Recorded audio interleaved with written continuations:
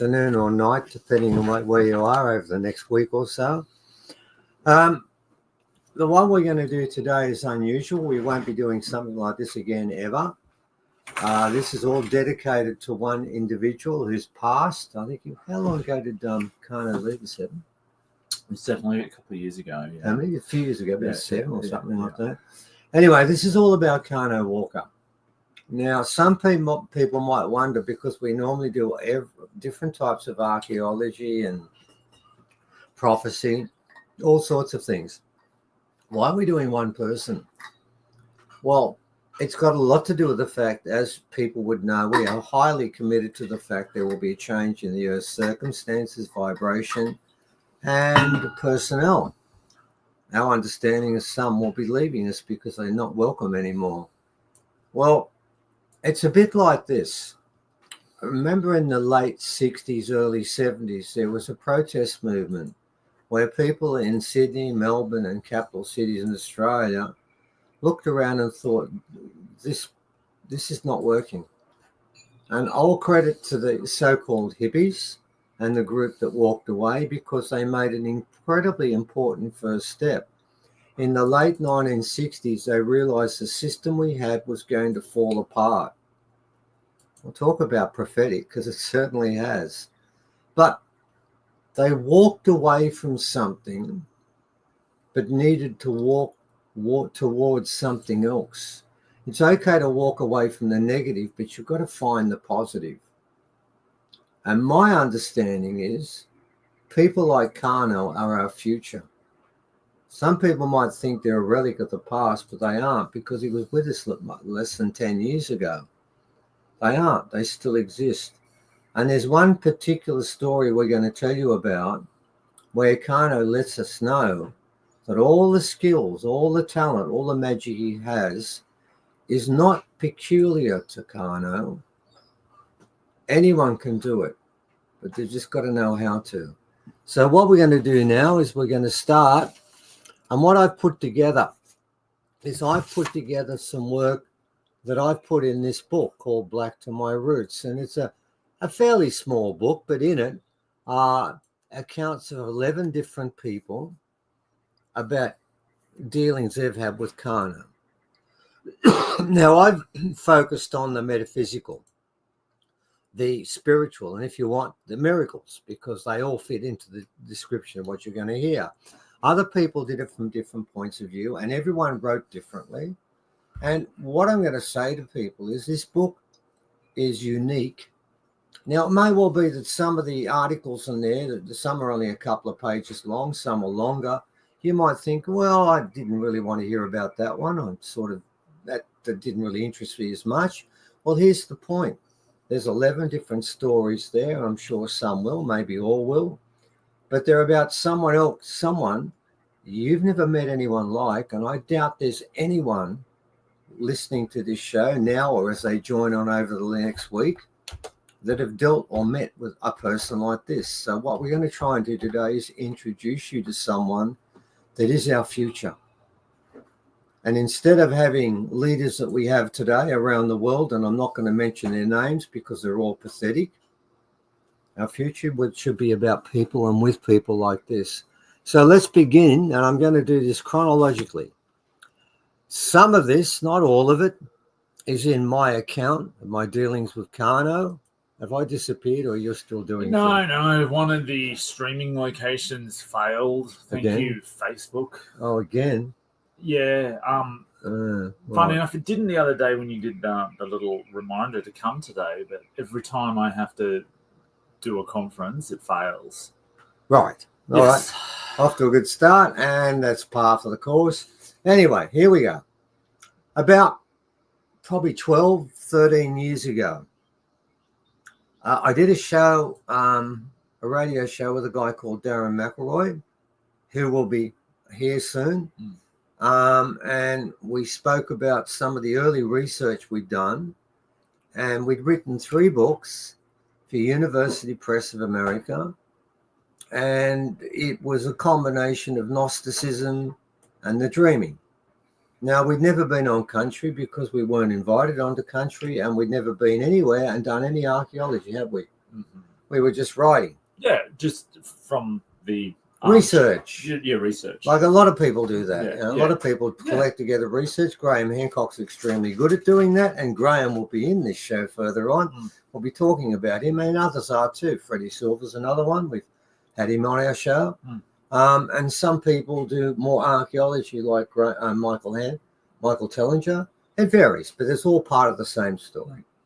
Anyway, Darren made contact with the Ramindjeri and told them about what we were doing, and mentioned in particular the fact that we'd spoken about the little people. Well, that got an interest with them. And I was invited down. Evan couldn't come down, but I was invited down. And I remember when I got down there with Darren, I did ask Karno at the time, because I hadn't purchased a return ticket. When I asked him, when will I purchase that ticket? He said, I don't know. So that's how it started. I had no idea how long I was going to be there for. It turned out it was over a week. And during that time, I got to meet Karno, Christine, everyone, all the mob that were there, because I was down at the time. They were actually moving some interred original people and reburying them somewhere else and giving them ceremony. And only Karno could actually organise that and had the skills and the wherewithal to actually do it. So there we were. Now, the first impression I had of Karno was not of him.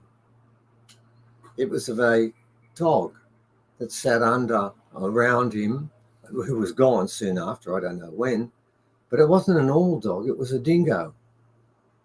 And it was really interesting, because I used to watch that dingo, and it would sit where Karno sat, and when Karno got up, it would get up. And I still remember to this day, while we were sitting there, because we're in a caravan park at the time, 2 other dogs came to visit the dingo. And the first one came towards the dingo, and it just looked at it. And it gave us this look, and you could read what the look was, which was, bugger off. I don't want to talk to you. I want nothing to do with you. And it was really funny, because not only did I pick up what that said, so did the dog. And it just stopped in mid-step, turned around with its tail between its legs, and then just wandered off and never came back. That was the end of the first involvement with it. Then another dog came later, and I think it was something like a German Shepherd. And the dingo was sitting underneath the chair where Karno was, and sort of looked at that dog and thought, well, I don't know, I'm reading between the lines here, but I'm pretty sure I'm right. Yeah, maybe I might hang out with you a sec. We might spend a bit of time together. And I thought it was about to get up and walk towards there when Karno got up. Well, that was it. It was following Karno, and the other dog basically looked.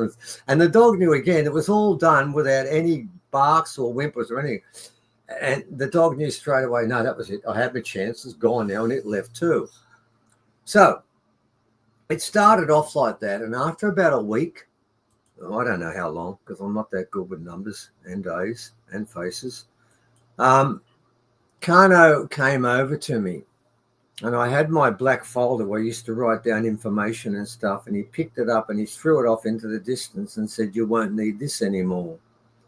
And he gave me a stick to hold, and he said, well, come.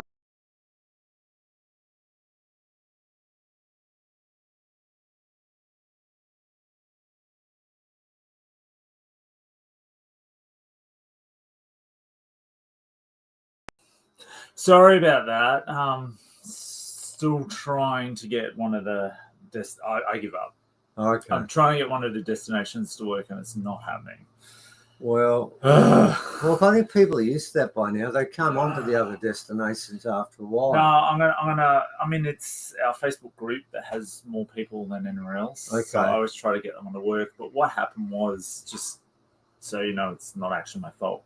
Facebook decided that it no longer allows streaming into its groups because it was worried about security, which is really annoying. And we use this program to stream into multiple platforms at the same time. But yeah, it's a really backwards way of trying to get into the group, and it worked the other day. It didn't work last conference. It's not working this conference. And this person says, I never get notified of any of your uploads. Oh, God. It's not our fault, guys. Honestly, we try, but for years now, they block us in every possible way. Anyway, so sorry about that. Just keep talking. All right, keep talking, and everyone keep play around. Yeah. So what happens is this: he gives me this stick, and I thought I've been here for over a week, and the stick decides whether I get the ceremony. I thought maybe they would have made that decision, but I was only new to this, so I didn't quite understand that the stick would make that decision. Oh, sorry. All You're right. live. Oh, great. Yeah. Right. Okay. I'll just keep ignoring him while he keeps trying to distract me. And it did accept me. And then they gave me ceremony. Darren was given one. I was given one. There were quite a few other people around at the time sitting in a circle. Karno conducted it. He spoke in language, and sometimes he'd come up and whisper instructions in my ear, which I can't share with you now. And that basically set us on this path. And that's how this began. Okay, so there we are. I've met him.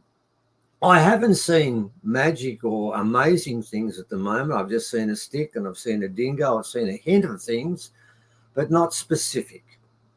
So next up, let's go a bit further along, and we'll go to sort of a series of 7 examples of what I would call miracles. I would call anti-scientific.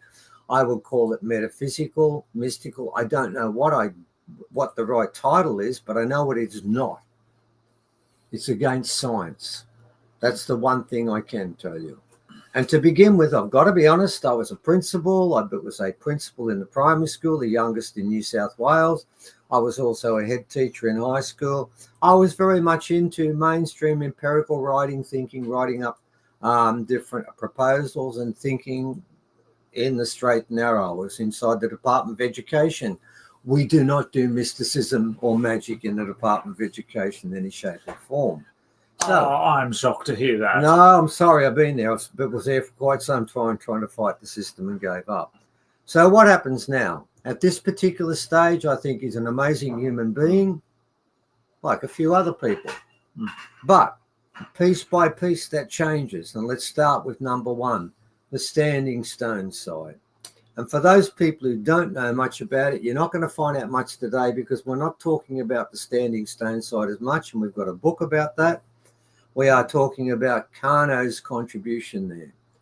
Now, what happened was after a lot of negotiation between myself and Jack, the owner of the farm, he gave permission for us to leave that one up because that's coming up in a second. Karno made this at the standing stone site. He gave permission for us for 2 days to do archaeology on the site. And doing that, the first thing I knew was we had to do this proper old way. And what we did was Karno was invited to come across, and he came. He stayed with Darren and then went round and visited quite a few people and resolved a few arguments before we started, didn't he, Evan? Sorry. To go and fix up a few. And one thing we were challenged of, which I had to apologise for, that I shouldn't have, but I did because it made it so we could do it, because we hadn't done anything wrong, have we, Evan? No. Not with that elder. Anyway, he went around and did all that cleaning up with Darren, and then finally we were there on site, and Evan showed you the picture of the map of Australia he placed on the ground. That was before Evan. Yes, unfortunately the microphone's in the way of my right. advance. Anyway, there we go. Once that was done, we had about 25 people or 20 odd people that had travelled from all over Australia. And Karno made the map of Australia with rocks and boomerangs, and there's a special rock on the centre that Adam had found, which is shaped in the form of a pyramid. You might see it laying there. Pyramids are part of this country like they are of every continent on the planet. And then after that, he turned around and said, okay, we now have to get permission from the elders, the old ones that are guarding the site. And he told me if we don't get that permission, we will not be doing ceremony. Well, I told the mob there, didn't I? Mm-hmm. That the couple of them didn't look real happy, did they? Yeah. Some people had travelled from West Australia to volunteer their services for nothing. Then they found out we may not need them. So Karno went up to with the elders. Did you come with us or not? Or did you stay with the rest? I think you stayed with the rest, didn't you? I think I stayed with the rest. Yeah, you did the first time. So we went up there, and as we got closer... Yeah, I had to get everyone to sign non-disclosure agreements, actually. Yeah, non-disclosure agreements, because Jack came down to check that there was no one from lands councils because he didn't trust them. I told him we wouldn't get anyone from there, and they're still complaining to this day because I didn't ask them, and they need to understand the owner had said they couldn't come, but it's our fault, isn't it? Look, everything's our fault. If no one else... Anyway, regardless of that, Karno went ahead. Then he went up to the top, and Darren was with us. He's coming later. He went up to the top of the mound, the first mound, got out his clapsticks and started singing. Didn't tell anyone why he was doing it, but just said he needed to get permission. And then what happened was, out of the forest, 2 hawks appeared and flew. Have you got hawks? No. Yeah, they're coming. Yeah, you better put the hawks up now, because Evan's a bit slower at the moment, trying to do 4 things at once. There we are, hawks time 8. Now, Karno's totem is the wedge-tail eagle, but you can't get 8 wedge-tail eagles turning up anywhere. Right, so what happened was 2 came up and flew above him. And I sort of looked at Karno and sort of was about to say, does that mean that's the sign? And he just shook his head and said no. So he kept singing. About half a minute later, 3 more joined, and they circled around him. And I thought to myself, well, that's enough for sure. Looked at him very quickly. He glanced at me. No, not enough. Kept singing. Then 3 more appeared. Now, that's not the amazing part of this story. The amazing part of this story is what those 8 hawks that were circling above Karno then did. And this is where it gets, where you start to look and think, what is going on here? They broke up formation and formed themselves into a figure 8. Now, think about the logistics of 8 birds that apparently can't talk or communicate, then organize themselves in a figure 8, and then make sure when they cross over, they don't hit each other. And he turned around and then said, now you can go and get them because we have permission.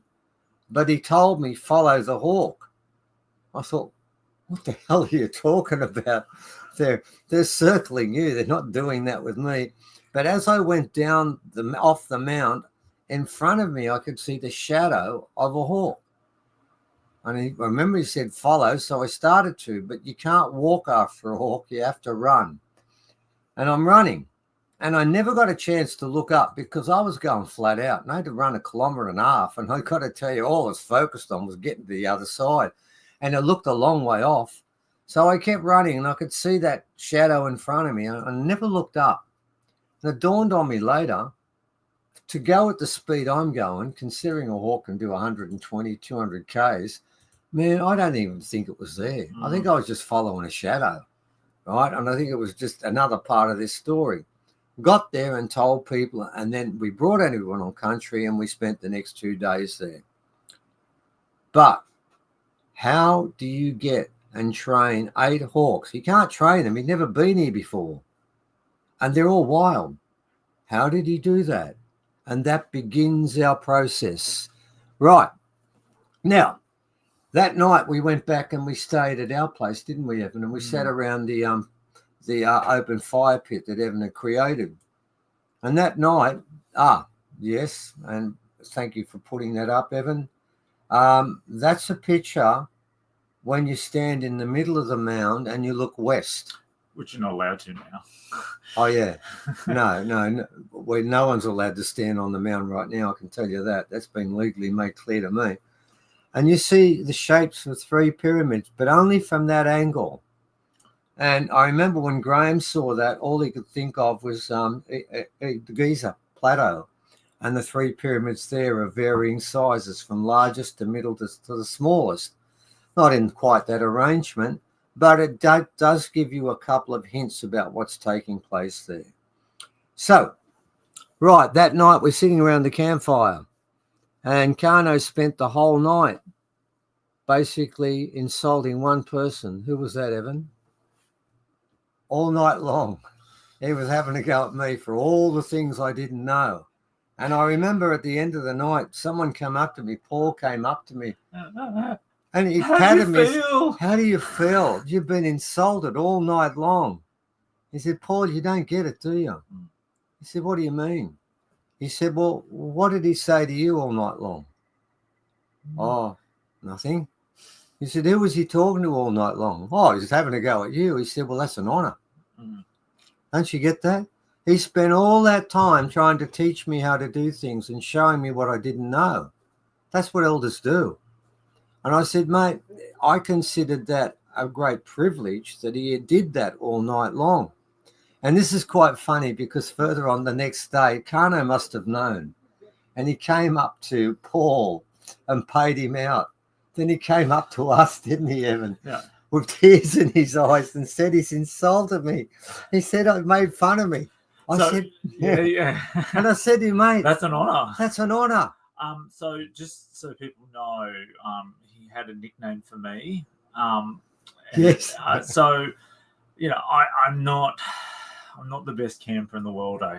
No, neither is that. Look, I like getting my hands dirty and trekking, and I'm always sweating out in the garden, one of my side jobs, whatever. Right. So it's not like I'm clean and all the time, but I'm not the best camper in the world. So anyway, I'm looking to the south, which of Kangaroo Island, which looked like this massive purple storm head had come straight out of Antarctica to smash into us. I'm in this flimsy little tent I borrowed off a friend, which had no pegs, so I had to go find sticks to use as the pegs. And I'm like, Karno, should we maybe move the tents underneath an awning? It's like a metal roof awning. Yeah. Should we move them? And then he just looked at me and smiled and went, icing sugar. That's his nickname. Like, well, I'm sorry, I don't understand.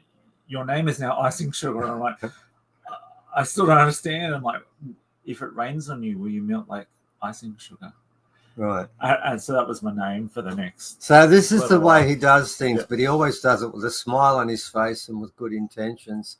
So I started to learn a bit more about Karno. Now we're going to get to what Evan spoke about, and we're going to talk about icing sugar's time on country. Now, we're all camped around there, and the deal was this: when Graham Hancock came to Australia to look at the sites we went and saw, I must tell you, we never saw a site until Karno gave us permission to go onto sites. And many elders would bring us up and knew that Karno had backed us and invited us onto country because of Karno's stamp. So we went. I took him to these places knowing that I would have never seen them without Karno, and said, Graham and Santha, you've got to come down to KI, to Carter, Kangaroo Island, and meet Karno and get ceremony. Otherwise, you can't do it. And he agreed to it. So after we'd spent a week and a half on country and he'd done talks all over the place. I think we'd gone down to Sydney. We took him to the hieroglyph site and a few other sites around there. We did. We'd gone up to Gympie. Standing Stone site. Many others. Yeah. Anyway, at the end of it, we went down there. And this is where it goes past being, you sing up birds. This is where it spreads even further. Then what happened was around about 7 o'clock, we're sitting around the campfire and then Karno appears. He's got the red bandana on top. He's got a lap. He's got all painted up every way. We didn't know he was coming at the time. He just turned up, never said anything to anyone, went down to the campfire there. It's a massive campfire. You can stand alongside it. And then started talking in language, singing in language and talking in English, and went backwards and forwards. And there's a picture of Karno and Graham together. So when we're telling you this story, we're not making it up because it actually happened. Because it sounds cool, doesn't it? But it sounds ridiculous, what I'm going to tell you. But there were about 15 people, 12 people at the campfire, and we all saw the same thing. So we're all lying. We're all mad. Well, I could be mad, but they're not all mad. What do they call it? Mass hysteria. Oh, that's right, mass hysteria. Of about 20 people. Yeah, right. So what happened was when he's finished, he's been in there for about 20 minutes and the timing gets really weird in a sec. And then what happens is he walked back one step and he walked back near us, didn't he? He walked back one step, and then he took the second step going backwards. And that was it. He was gone. No one could find him anymore. He had actually completely and utterly, and there's a picture we took of Karno at the standing stone site. I think that's in Kangaroo Island, actually. Oh, is it? I think that's in Carter. Oh, it is. Yeah, with this massive orb standing around him, which is not a surprise. Mm. Okay. And he disappeared. He was gone. And after a period of time, about 30 meters from where he disappeared, he reappeared standing behind Christine. Now, Christine will talk about this, and Darren's going to talk about it, and I'm not sure. I think Umbalara will be too. How long he disappeared for is the fascinating part of this story, and I'm going to add to this more down the line. My take was, and I got to tell you, not everyone agrees with my take. In fact, nobody agrees with anyone's take. No. This is the important part of this story. All the rest of it, we know he disappeared. But if you tell us for how long, you're going to get a variety of different answers there. And some people might think that proves that we're lying. But it doesn't. No. It proves something even far deeper that I'll talk about further on down the line, because I also asked Mesref about this, and I want to give my opinion of what happened also. So I reckon it was close to a minute. Others will say, no, it was much less than that. Some will say it's a couple of seconds. Some will say it's 30. It falls all over the place, and further on I'll explain why that's such an important issue and so convincing of the fact it did happen. Now, you cannot convince any of the 12, 10 or whatever people were there that it didn't happen, because everyone will look you in the face and they will swear on a stack of Bibles or whatever it is that did happen. So what it does is it begins to change this narrative as we run along. We've now having disappeared there. Even Icing Sugar was standing next to me at the time as Graham and I were all sitting there. And remember, there was something fascinating that happened to Graham, didn't it, Evan? Yes, he couldn't talk. All he had was his mouth was open. And I went across to say something to him. And I thought, well, I don't know what I'm going to say. And I'm looking at him. Now, what I think is really important, and I'm not going to steal the thunder of Christine here. Christine, and she made the point, and I think she told the lady that was sitting next to him, I've never seen him do that before. What is interesting is that statement, I've never seen him do that before, but she has seen him do other things before, but not that one. And by the way, Karno explained to Christine how he did it, but I'm not going to tell you how he did it because it's important that she talks about that. So we're going to leave that one for now, okay? And we move on to what's number 6. That's right, because I picked and chose some of the stuff I've written down. The Eagles at Kangaroo Island. You weren't there for that one, were you? No, I was. Oh, you were? Yeah, I was in the car with everyone else. Oh, were you? Yeah. Oh, well, you can back it up then. Okay. He was in the car with everyone else. I was like 2 seats behind you. Oh, right, okay. There was a mob in there. There was a bus, wasn't it? Yeah, that was. Yeah. And I was driving the bus. I got to watch you get half drowned out. Oh, the half drowning part and the Eagles and the whole thing. Okay, so this is Karno taking you on the country. Yeah. Now, we've been taken on the country at plenty of elders, but not like this. No, this is a lot different. Okay, Karno's in the front seat with me, and there's a mob behind me. I got to drive the bus because I was a teacher and I knew I got a license to drive the bus. And we're driving around Carter, Kangaroo Island, and he's taking us to sacred sites with the Eagles. So here we are. We're driving along here. Now, I'm driving the car, and all of a sudden, I was sort of looked out the corner of my eye, and then Karno pulled out 2 clapsticks, didn't he? And he got them out and started singing, and I thought, oh, well, that's different. Okay, so I'm driving along. Then all of a sudden, we've got 2 more passengers, haven't we, Evan? We do. We have 2 passengers. One's on Karno's side outside the window, and one's on my side outside the window, and they're 2 wedge-tail eagles. And they are flying alongside the bus. Now, people are going to say, oh, no, that can't happen.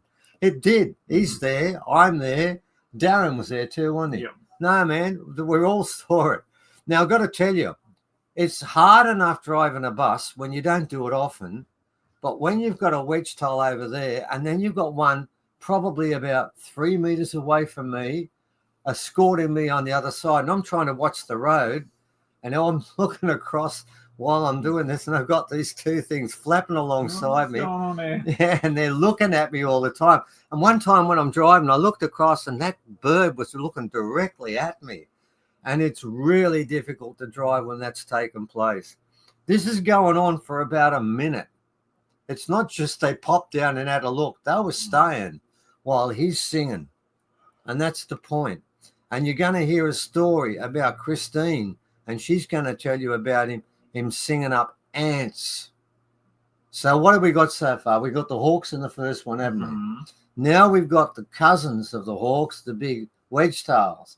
But you know, hawks make different sounds to wedge tails, and they make different sounds to ants too. Yeah. And there's a story that runs through all of this, ladies and gentlemen, that's just so unscientific, but so utterly true. I've got so many witnesses that have seen this. Well, even when I was in Adelaide with one of my friends, and she took me to, it was like a crystal shop, right? And just like, oh, let's get you one of those pendulums.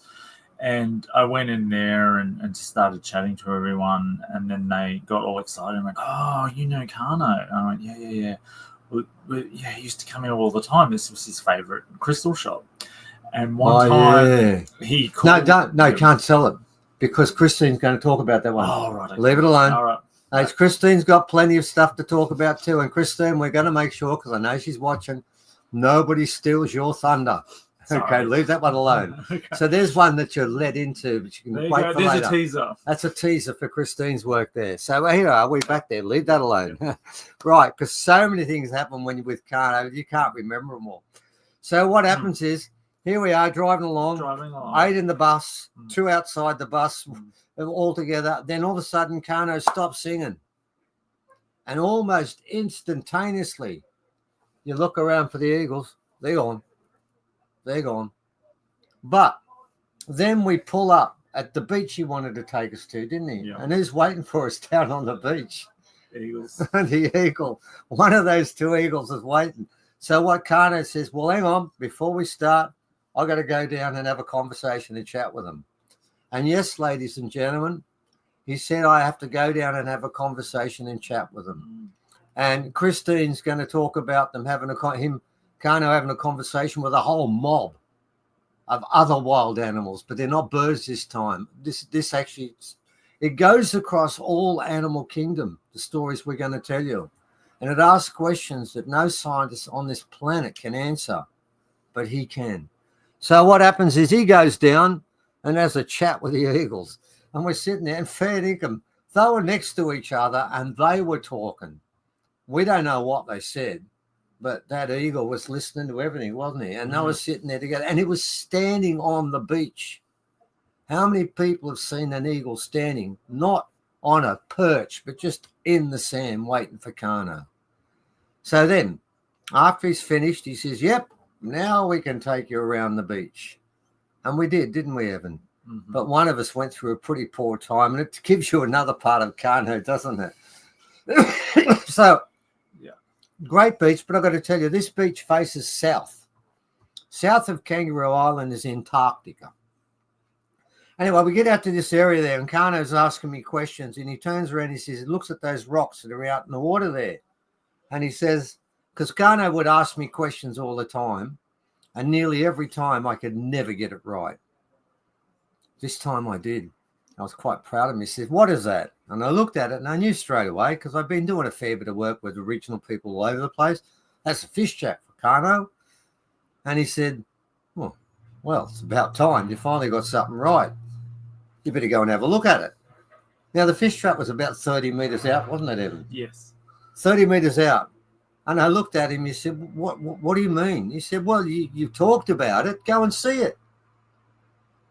So I bent down to take my Dunlop volleys off, didn't I? Socks and shoes. And I was going to take my jeans off. And he said, what are you doing?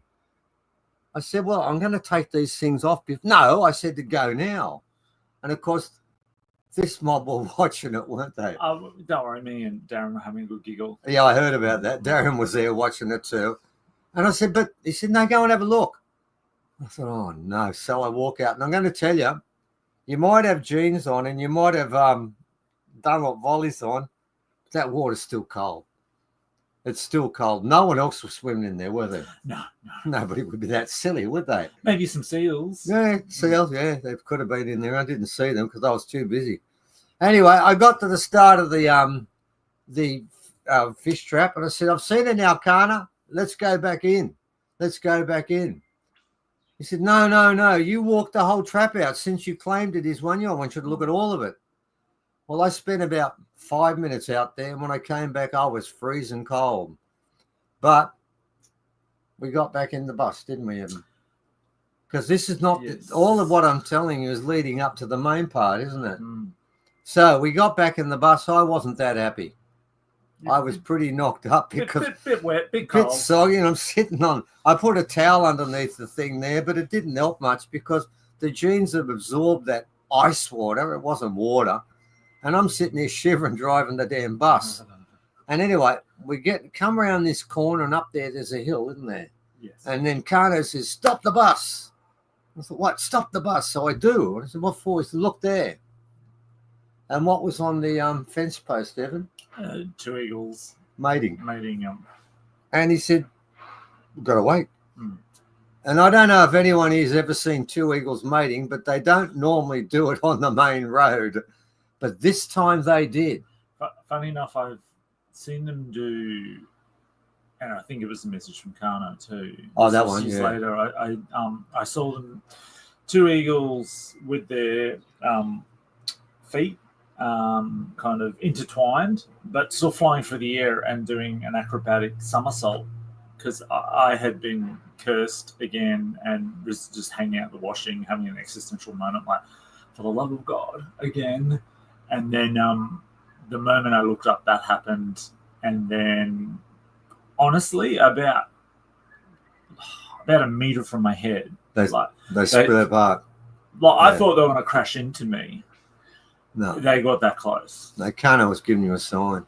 So this is the sign these eagles were giving us, and this is where this gets difficult, but it's the truth. Yes, I've been wearing them since the 60s, and it's the only shoes I've got. Bob, I only have Dunlop volleys. I don't have any other shoes. I'm stuck in the 60s. Right, where were we before I went back and did reminiscing? So the Eagles are being friendly, and when they finished, which was probably about a minute and a half, he then said, "Okay, now we can continue." So we drive up the hill, and as we get to the top of the hill, there's these people walking around, and there's a Jeep that's smashed to pieces. What had happened was they were traveling way too fast, weren't they? They must have been. Oh, it was ridiculous. And it happened about a minute and a half before. Now, if we had not stopped for the Eagles, I'm pretty damn sure I know what was going to happen. If we hadn't stopped for the Eagles, that car, when it came around the corner, I guarantee you we were coming the other way and would have taken us out. As it was, the car was smashed to pieces. There were about 3 people inside, weren't there? Yes. One was a bit knocked around. The other 2 were okay. Yeah. But what they didn't want is they didn't want the police to come, did they? Yeah. They said, "Don't ring the police." And I think that meant that maybe the guy that was driving might have had a few points up. And anyway, we didn't. We looked after him for a while. But I have no doubt, and this is where this all gets bizarre. The Eagles, if Karno wasn't in that car, in that bus rather, you know what? We would have worn it. They didn't do it for Evan. They didn't do it for me. They did it for Karno. Now, the thing that blew me away was not so much that the Eagles were helping Karno, but how did the Eagles know in advance that car was a 4-wheel drive, was going to come around that corner and take us out if the bus continued? This is where these stories with Karno get past being amazing. They go to a level that I don't know that anyone else has been with before. So there we go. we've got a situation now. I can't prove to you the eagles saved us, but I can prove to you that they flew alongside when he sung them, can't I? Yep. And I can prove to you that he went down to the beach and spoke to that eagle and did all that. And those two things are facts. All I'm adding is a third one. No, it's no problem interrupting, Bob. We don't mind in the slightest. We're very. This is what we're here for, to do a little Yeah, bit of no, it's interaction all as well. fine, mate. So, Don't worry about that. You just chip in there as much as you want. Okay, so there we go. We've gone a little bit further, and I'm not doing all of these at the moment. Oh, right. Now we're doing the next one, and I remember that one. We're doing as many as we possibly can. Oh, that one. Which one? Because I forget them all the time. There's Right. so many of them. Um, All right. just being Now, qualified into events. the rocks we've got, ladies and gentlemen, I've said this many times, we don't buy them. We don't pick them up off country. People buy them for us, or they come and give it to us. We do not pick up rocks off country, never have. And the whole purpose is all of the rocks that we have are from a much earlier civilization on this country when technology was rampant. And an agreement was made.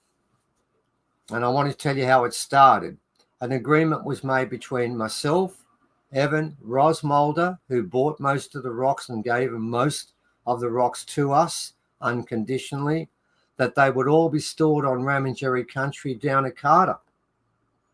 And they'd be put there, and that would become part of the culture centre, and that was the agreement. Now, when I went down there, this was after the agreement was made, and I took all the rocks we had at the time. At that stage, it was about 120 or 30, wasn't it? It wasn't 300. And by the way, over 200 of the rocks are buried on Ramindjeri country right now. That's how we're doing this. Anyway, I took down the first shipment, and we left behind about 15, didn't we? Yes. Yeah. And we took them all down, and we put them on formation, and we did ceremony. There was only one person there that ever did the ceremony incorrectly the whole time we were there, and that was me. I was asked to do something really difficult. When you came into the whole circle, the fire circle and the rocks, you had to walk around 3 times. It was either anti-clockwise or clockwise. I couldn't remember which, but every time I did the wrong one. Right. So that was normal, and of course everyone got used to it. And Kurt, who was looking after the thing, had to get me to do it right each time. Every time I'd come back, I'd still get it wrong. But anyway, at the end of it, we left 15 and took the rest back. That was not a good thing. It wasn't a good thing, because I can tell you now, the rocks want to be with the Ramindjeri. And the 15 I left behind, I don't know where they are at the moment, because this is the point with this. We don't own the rocks. We're just the custodians. I gave the custodianship to Christine and whoever she gave it to, and Karno. They looked after it, and they know where it is. It's not my business to know. So what happened was I took the other 110 or 115 that didn't go back home. Well, they weren't happy. They were not happy at all. I got in, basically, I got a flight back. You didn't come to this one, No. right? From Adelaide, and it got me to Sydney at about 8 o'clock. So you can get a connecting flight. You can't get a connection to Ballina Byron because they don't fly at night. So I had to stay, and I stayed at a motel just across the road from the airport. And I put the rocks in the motel room with me. And as you know, Evan, when they get really towy, they start talking all night, and I couldn't get any sleep. Oh, yeah, no. You've been through that. I've been through that. They just never shut up. And I got the impression from what they were saying, and I can't really understand their language, they didn't sound happy. And I was going to find out, I can tell you. All right, that morning I got up, and I knew I had the early flight. So I get to the road there at about 7:30 in the morning near the airport. And I got to tell you, there's just cars everywhere. And I got 2 bags, both full, about 50 Ks of rocks, because I brought them all down, heavy ones, light ones. And I've got them both behind my hands there with the little handles and the rollers. Right.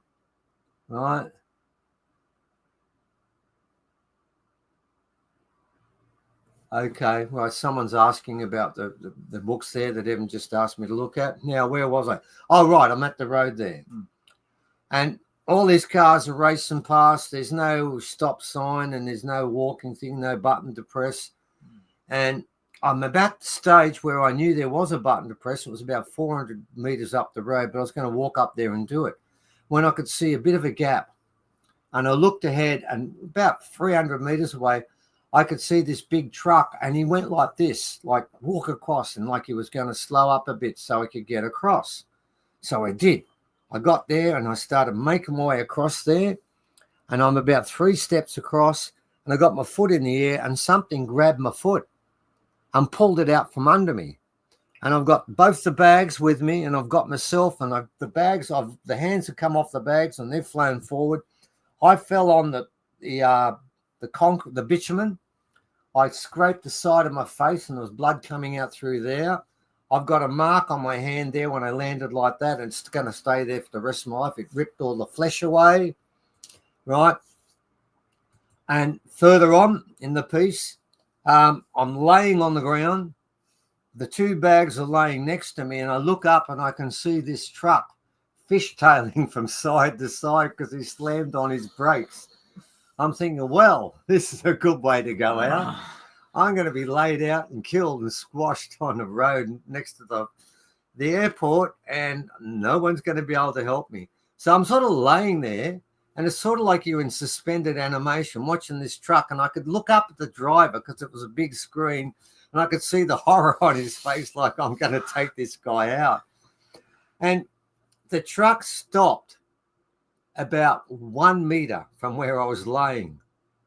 And I thought, oh, God, okay. So, and all the other cars stopped too. Fair enough. I mean, that was good of them to do that. So I picked myself up. I got blood running down my cheek. My shirt's been ripped to pieces. And I've got blood coming out of here. And I picked the 2 things, got off the road, and then made my way to Jetstar and turned up with blood pouring all over me. And this woman looked at me like, what? But she was so shocked she didn't know what to say, so she just processed my tickets. And basically, ladies and gentlemen, what I'm telling you about there is once those rocks were in Karno's presence, they didn't want me anymore. They just wanted to be with him. So when we talk about him contacting different animals and stuff like that, he contacts the rocks too. And further on, and I won't talk about that today, he gave us a story about Ros's Rock 1, about what we should do with it because it had told him to tell me that. And he was 3,000 k's away. And by the way, that's true. Now, we could go on for another, because what I've done in the book, all of these events I'm talking about, and others I didn't because I didn't get to them all, but I'm going to finish with one more. Now, what I'm going to tell you about is, so far I've told you about Karno being in contact with birds, hawks, and eagles. And I mentioned something about the ants, didn't I, that Christine's going to pick up. But I wanted to finish off with talking about the owls and the kangaroos. Okay. Because we need to make sure that people understand it's not just birds, it's marsupials, it's insects, it's every animal on this planet. I know it sounds like a fictional story called Dr. Dolittle, doesn't it? Who could talk to the animals. All of these fictional stories can often have a base in fact. So let's talk about the last part of this, and that's all we can do at the time. And then after that, I'm going to introduce Christine, who's going to give you some more stories about Christine. And we did this, Christine and I did this in a question and answer session because that's what Christine wanted. But let me tell you about a miracle that I didn't put in the book to begin with because I forgot about it. It was only when Christine told me about the ant miracle that she'll talk more about did it remind me of the red kangaroo one. So what happened here is this one. The red kangaroo. How do we go there? What actually took place was we were out on country in Gosford, and when we're in Gosford, we work with Auntie Bev, always. And we make sure that we have her backing when we go on to country. Often she gives us ceremony, doesn't she? Yeah, I've played one of those ceremonies in our conferences, actually. Yeah, the one she did at the grandmother tree. Right now, I've got to make the point. If you think, oh, what sort of ceremony? Auntie Bev went out into the middle, and she did ceremony, proper ceremony, where she had to dance for 2 days, didn't she? Yeah. Had to dance for 2 days straight with elders around her, and she's done proper old way ceremonies. So it's not just, oh, she burnt some paper and did welcome to country. This is old way stuff. And she always does it that way. Well, this particular time we were going on to the orb site, and Evan's got it up right now. We're going to a place that Klaus Duna directed us to, right? Klaus directed us to this particular site. And when we got there, Auntie Bev couldn't come. And I know that when we go on to country, we must do site, and we do. So what I did was I gave a different site that Uncle Jerry Bostock gave me. And he gave me a site, and Uncle Jerry is a very important elder too. A lot of them are, says Auntie Bev. And I did that site, and I won't go into great details about it. It was actually a rock arrangement that I create, and then the other people with me have to build on. And I went first, did that, did the ceremony. Then all the rest of them came along and they added to it. Then Evan went forward, and as he went forward, what came out of the cave, Evan? I'll just get it up. Oh. Well, we won't do that. We don't have time to play the video. No, we haven't got time to play the video. What came out was an owl, and it left a feather. Which Evan picked up. Actually, do you want me to go get it? I can go and get it while we're doing this, and I'll continue. Because I've got to finish after this one. We get to our hours up then. So what happened was, Evan picks up the owl feather. We all look upon that and think, that's great bird sign, an owl, leaving the cave as we got there. So we then, I think Evan put up a couple of pictures, and there's one there now, and you can see a handprint there. Everything, every time Klaus would send us these, by the way, Klaus was parking somewhere near the Philippines, or may have been in Austria at the time, and he was telling us exactly where to go. He would send us maps. I won't tell you how the maps were put together. It doesn't matter. But this one, there we are. We're doing this. And what we didn't know, we filmed it. And after we walked out, can you see that big blob there? We filmed all these. Oh, there's the owl feather. He's still got it to this day. Right? All sounds very good. We were filming orbs. And what we did is we went back because we didn't even know they were there. There's a lot of pictures of them. They were going everywhere. And we had one orb.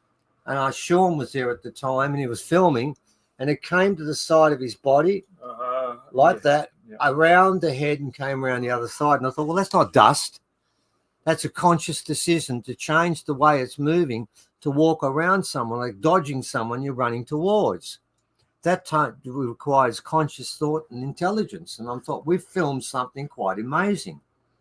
And we got back that night to Ryan and Andy's place, and we were quite excited about what happened. Looked at the video. Good, doesn't it? Good day, great stuff there. 4 hours since we've been there. Then the phone rings, and Evan rings me, and he has the phone, and he said, it's Karno on the line. And we knew that was a problem, because normally what happens when Karno wants to talk to me, Christine rings me and tells me Karno wants to talk to you. Then I ring Karno and he talks to me. That's the way protocol works. But only twice did Karno ever ring me, and both times it was because I was in trouble. I'd already got into trouble once before, but that really wasn't my problem. It was someone else who did that. And there was a bit of a misunderstanding that was sorted out. This time it was solely my problem. There was no misunderstanding, and Evan and I were going to be sorted out, weren't we? Yeah. Karno says to me, "You've been on country today." I said, yeah, but we had Auntie Bev's permission. He said, but why didn't you do the smoking? Well, we said, well, Auntie Bev was crook, wasn't she? Yeah, I think her knee was sore. Yeah, and she couldn't walk, couldn't come. Yeah. I said, but I did a ceremony. He said, you mean the rock stacking ceremony? I'm starting to think, well, what's going on here? Wait a second. I said, yeah, we did the rock stacking ceremony. And he said to me, and all of them did it, didn't they? And he said, yeah. And he said, then Evan, the owl went out. And I noticed that Evan picked up a feather, didn't he? I said, yeah. Then he asked me a question. He said, why were you wearing a red T-shirt in the bush?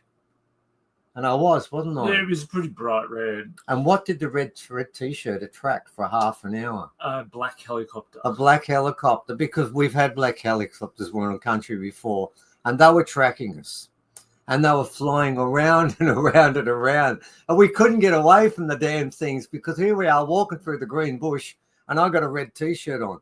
But my point was, the helicopter knew I did. Evan knew I did. But I'm wondering all the way along here, how come he knows all this? He told us everything we did. And at the end, I said, Karno, I've asked you questions before and you've never given me the answer, but this time I'm begging for a response. Please, can you tell me, why is it you know everything about what we've done? He said, oh, that's easy. And I said to him, no, it's not. He said, well, when that owl left, he told someone else, and they told someone else, and they told someone else. And right now, on my veranda is a red kangaroo. Now, let me explain for people from overseas, because a lot of people join us later on in the piece. There are many red kangaroos in Australia, but the reds are the biggest. Yeah, and Kangaroo Island have their own Kangaroo Island kangaroo. Yeah. Yeah. And the reds stand around 6-7 foot tall, and they used to use them in boxing when they put gloves on them in the turn of the century, but they still killed people, and they decided they didn't use them anymore. And they can kill you. Of all the kangaroos, these ones could actually kill you. They are so powerful and big. And he said he's sitting there right now telling me, they are the important words here, everything you guys did. And there are two questions that blow me away, because this message began with a bird and ended up with a marsupial. How did they communicate? Then, even more to the point, how did the red kangaroo communicate with a human being that speaks English and Ramindjeri and first language, 3 languages I know of, and probably others? How did they communicate and know everything? So what we've got from the stories I've told you, and by the way, there are many more. I put them all in this book. My job was to make people understand that this guy is not like anyone else you've ever met. All of those things are natural for Karno. Now, Christine's going to give you more stories about him and the kangaroos. They'll give you more information about it, which is quite amazing. She'll give you information about the ants he was in contact with. So what I'm getting at with this is, in all these stories I've told you, whether it's a dingo, whether it's a red kangaroo, whether it's an ant with big, big pincers on it, and I've seen them, and those ants, man, I wouldn't go near them. They would hurt. Whether it's an eagle, whether it's a hawk, it doesn't matter. And I'm going to close with this. There's one other group he can read back to front, can't he, Evan? And I remember when he came here once, I did warn people, don't look at Karno. Do not make eye contact. You will not enjoy it. And they looked at me like, what are you talking about? And some of the guys came back to me later when they'd done it, and they all said exactly the same thing. When he was looking at me, they used the same description. And by the way, I've asked this question of Christine, and she'll add to it. And they all said the same thing. We felt like when he looked at me, he looked deep inside and saw everything. Because he'd always finish his gaze with a big, huge smile and then walk away and leave you thinking, I've just been undressed. Yep. And everything is being given up.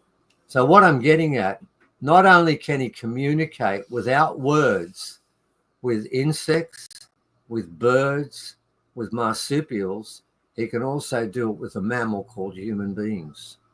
Now that is the sort of person I want to be my leader in the future. It's the only one that qualifies.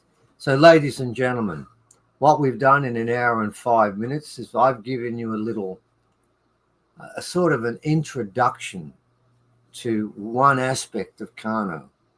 But the person we're putting on next, which is Christine, she lived with Karno more than anyone else I know. She knows more about Karno than anyone else. And I want to make the point that Karno was doing a lot of what people would think was male magic.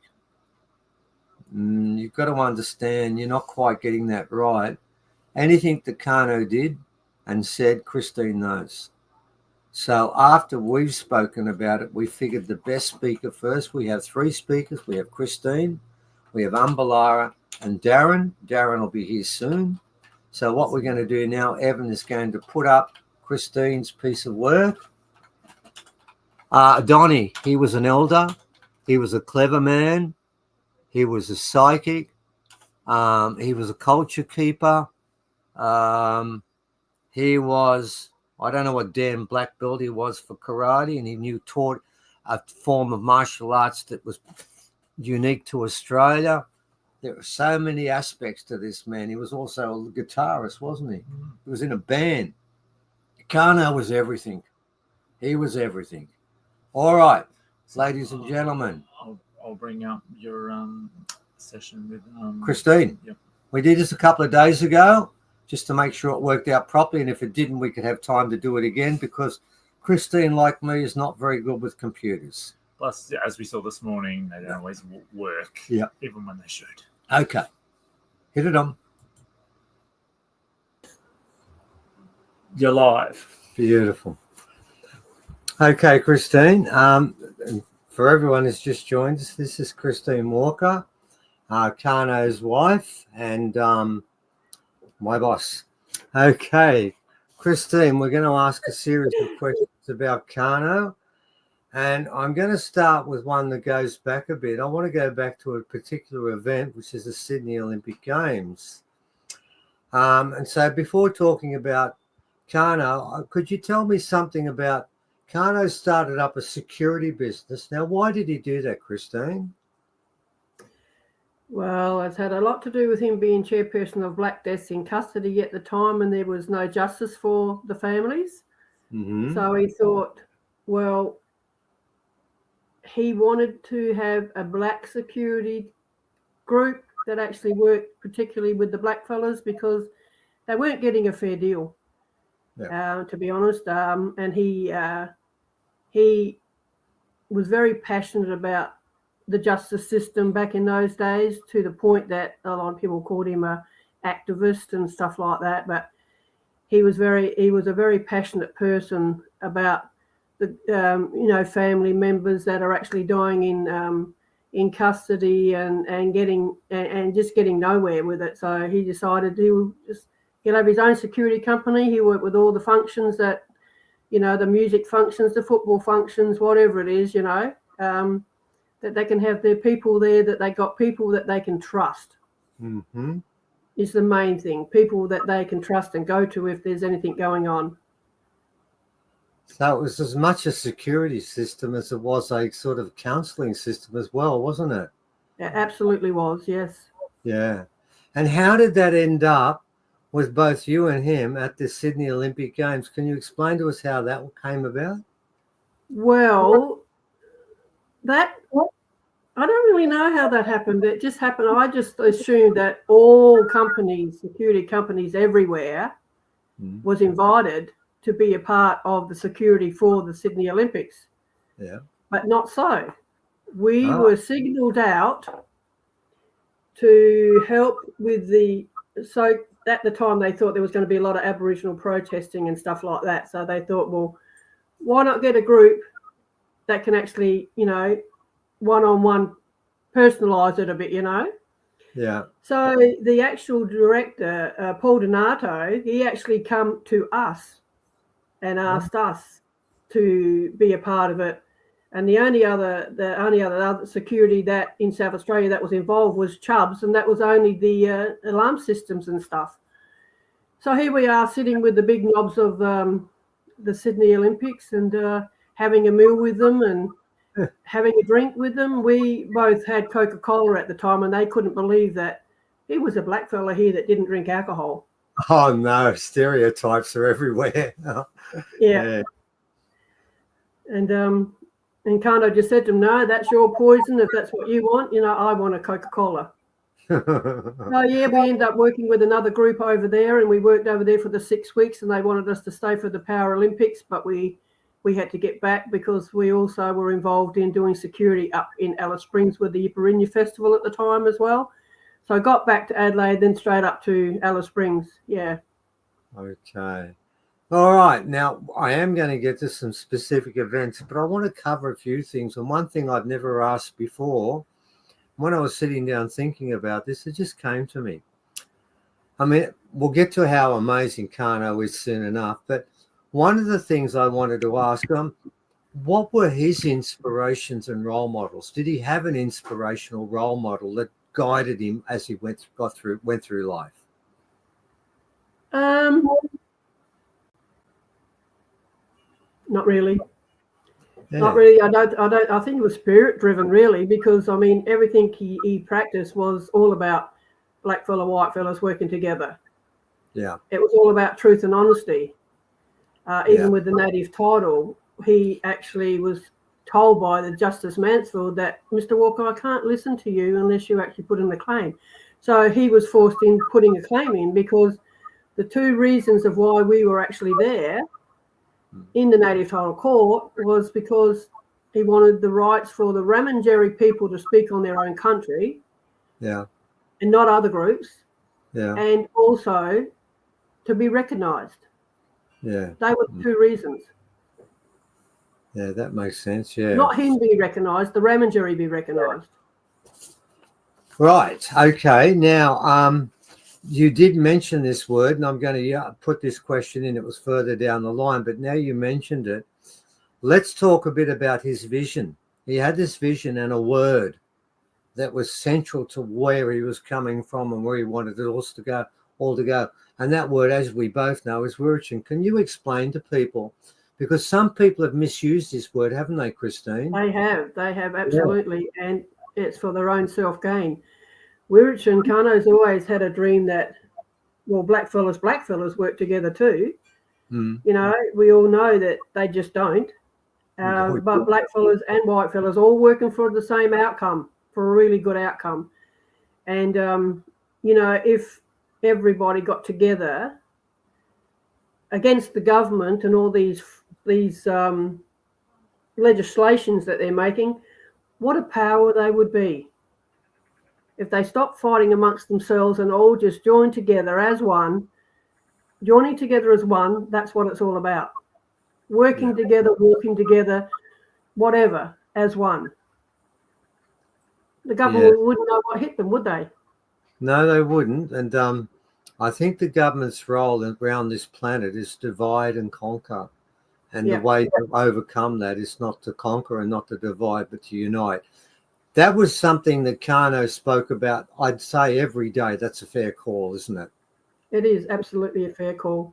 Yeah. And he tried to educate as many, many, many people as he could in it, because that's the life that he lived. He lived it every moment of his day. All right, let's talk about something. I'm getting to a fairly important question, and that's the one thing, I mean, Karno struck and overwhelmed me for a lot of different reasons. There's two that come to mind. One was the way he looked at people, and the one was the way things he did. And I might look at the look first, then the did second. When Karno looked at you, when he had that look and he started to smile and stared directly at you, it was not like anyone else I've ever in my life been looked at. Or maybe that's not quite the right word. Undressed might be a better word. Can you explain to me, what was it when he did that? What was he looking at? Because I know this is a difficult thing for people to pick up. I do remember when Karno came up our way, I warned them about getting caught by Karno's gaze. And they looked at me like, what are you talking about? And then I can tell you, after it happened, they came back to me somewhat shattered.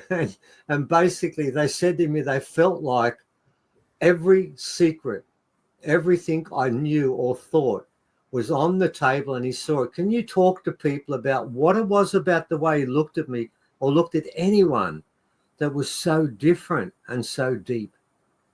I think it was like he was looking into your soul. That's what I wanted you to So tell. Continue it on. was like looking deep in there. Are you truthful? Are you telling me lies? You know, or what bullshit are you telling me, sort of thing. I shouldn't say that. Yes, you can. Anyway, you know, but if someone would stand there talking to him and they were puffing themselves up, for instance, you know, Yeah. oh, I can do this and I can do that, Karno would just look at him and smirk, and he would look straight through him. And one little incident that's probably got nothing or everything to do with, we had a friend of mine that I actually befriended over there, and she was a white witch. And this particular day, we were all having a meal in the kitchen, and she said, I want to read your mind. I said, go for it. So she tried, you know, said, oh, I was doing this, and anyway, she said to Karno, I want to read your mind. Oh, no. So she started, and she holds on to your tips of your fingers and all that. And she says, you're not letting me in. He blocked her out completely. and she said, just sit there and relax. He said, I am relaxed. but she could not get into his mind. He had totally blocked her out. Yeah. I thought that was great. It does, and it's quite interesting because I can tell you, and I know so many people when they've actually had the honor, I do believe it's an honor to be actually cross-examined by Karno and their soul cross-examined. They all said the same thing. They felt like he was burrowing deep within, and there was nothing they could do to change it. And so, you couldn't hide anything either. No secrets whatsoever, because he pulled them right out, you know. Yeah. And then the worst part was that smile on his face when he finished. And that was told you everything, like, well, whatever you thought was a secret isn't anymore. Yeah. That's the first part, because I want to do both sides of Karno's life. Now, I want to ask you something else that goes with that, because you and I are both aware of the fact that Karno did many things that do not fit into our concept of science and what humans can and can't do. Can you tell me the first time you were with Karno where he did something or said something where you thought, whoa, that's not in the book of science, that's something different? What's the first time you saw that something like that happen? Oh, God, there's many times I can't. I knew this was going to be hard. And by the way, ladies and gentlemen, Christine didn't know about these questions until now. And basically, she didn't have any time to prepare for this. And I knew this was going to be a hard one because there's so many of them. Can you think of one near the start, if not the start, but somewhere close where you started to realize this is different? This is not like anyone else. Well, I think the very first time that I really started thinking, wow. He said to me, he come to bed late, and he said to me, someone was standing at the end of the bed there, wanted to talk to you. They wanted to talk to you. And I said, oh, yeah, all right. And I just turned over and went to sleep. Yeah. And the next morning I get a phone call from my niece that her sister, which is also my niece, had passed. And Karno had never met this other one that passed, and he described it to a T. He said she was standing at the bed waiting to talk to you. Far out. And that's when I know that he made me ring you a few times too. Oh, yes. We won't talk about a couple of those phone calls when I got into trouble. Yeah, we know those ones. I know them quite well. All right. Okay. Right, let's go forward a bit now. Okay. And I want to talk about something which is central to where we as a group now are going. Karno had a vision about a culture centre.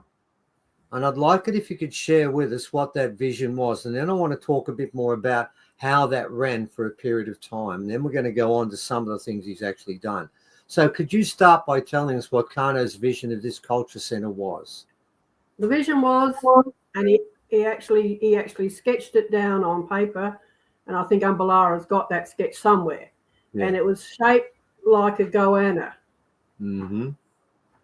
And in the head part of the goanna, he wanted to have like a little shop that you can buy anything that you can buy in any cultural centre, like weaving, jewellery, whatever people actually made, so that and they could put it in there on consignment so that they could actually get a little bit of money back.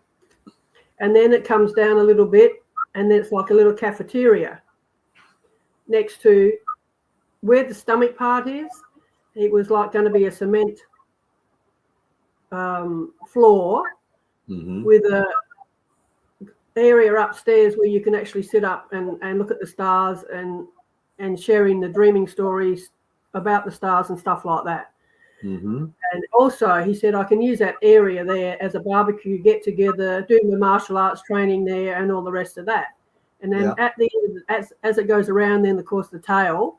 He wanted to use the tail for the toilets and all that sort of stuff, and the washrooms and things like that. Yeah, so he wanted it quite large too. Yeah. Now, and what that was the beginning of the, and then I want to add something that turned up as we went along. Yep.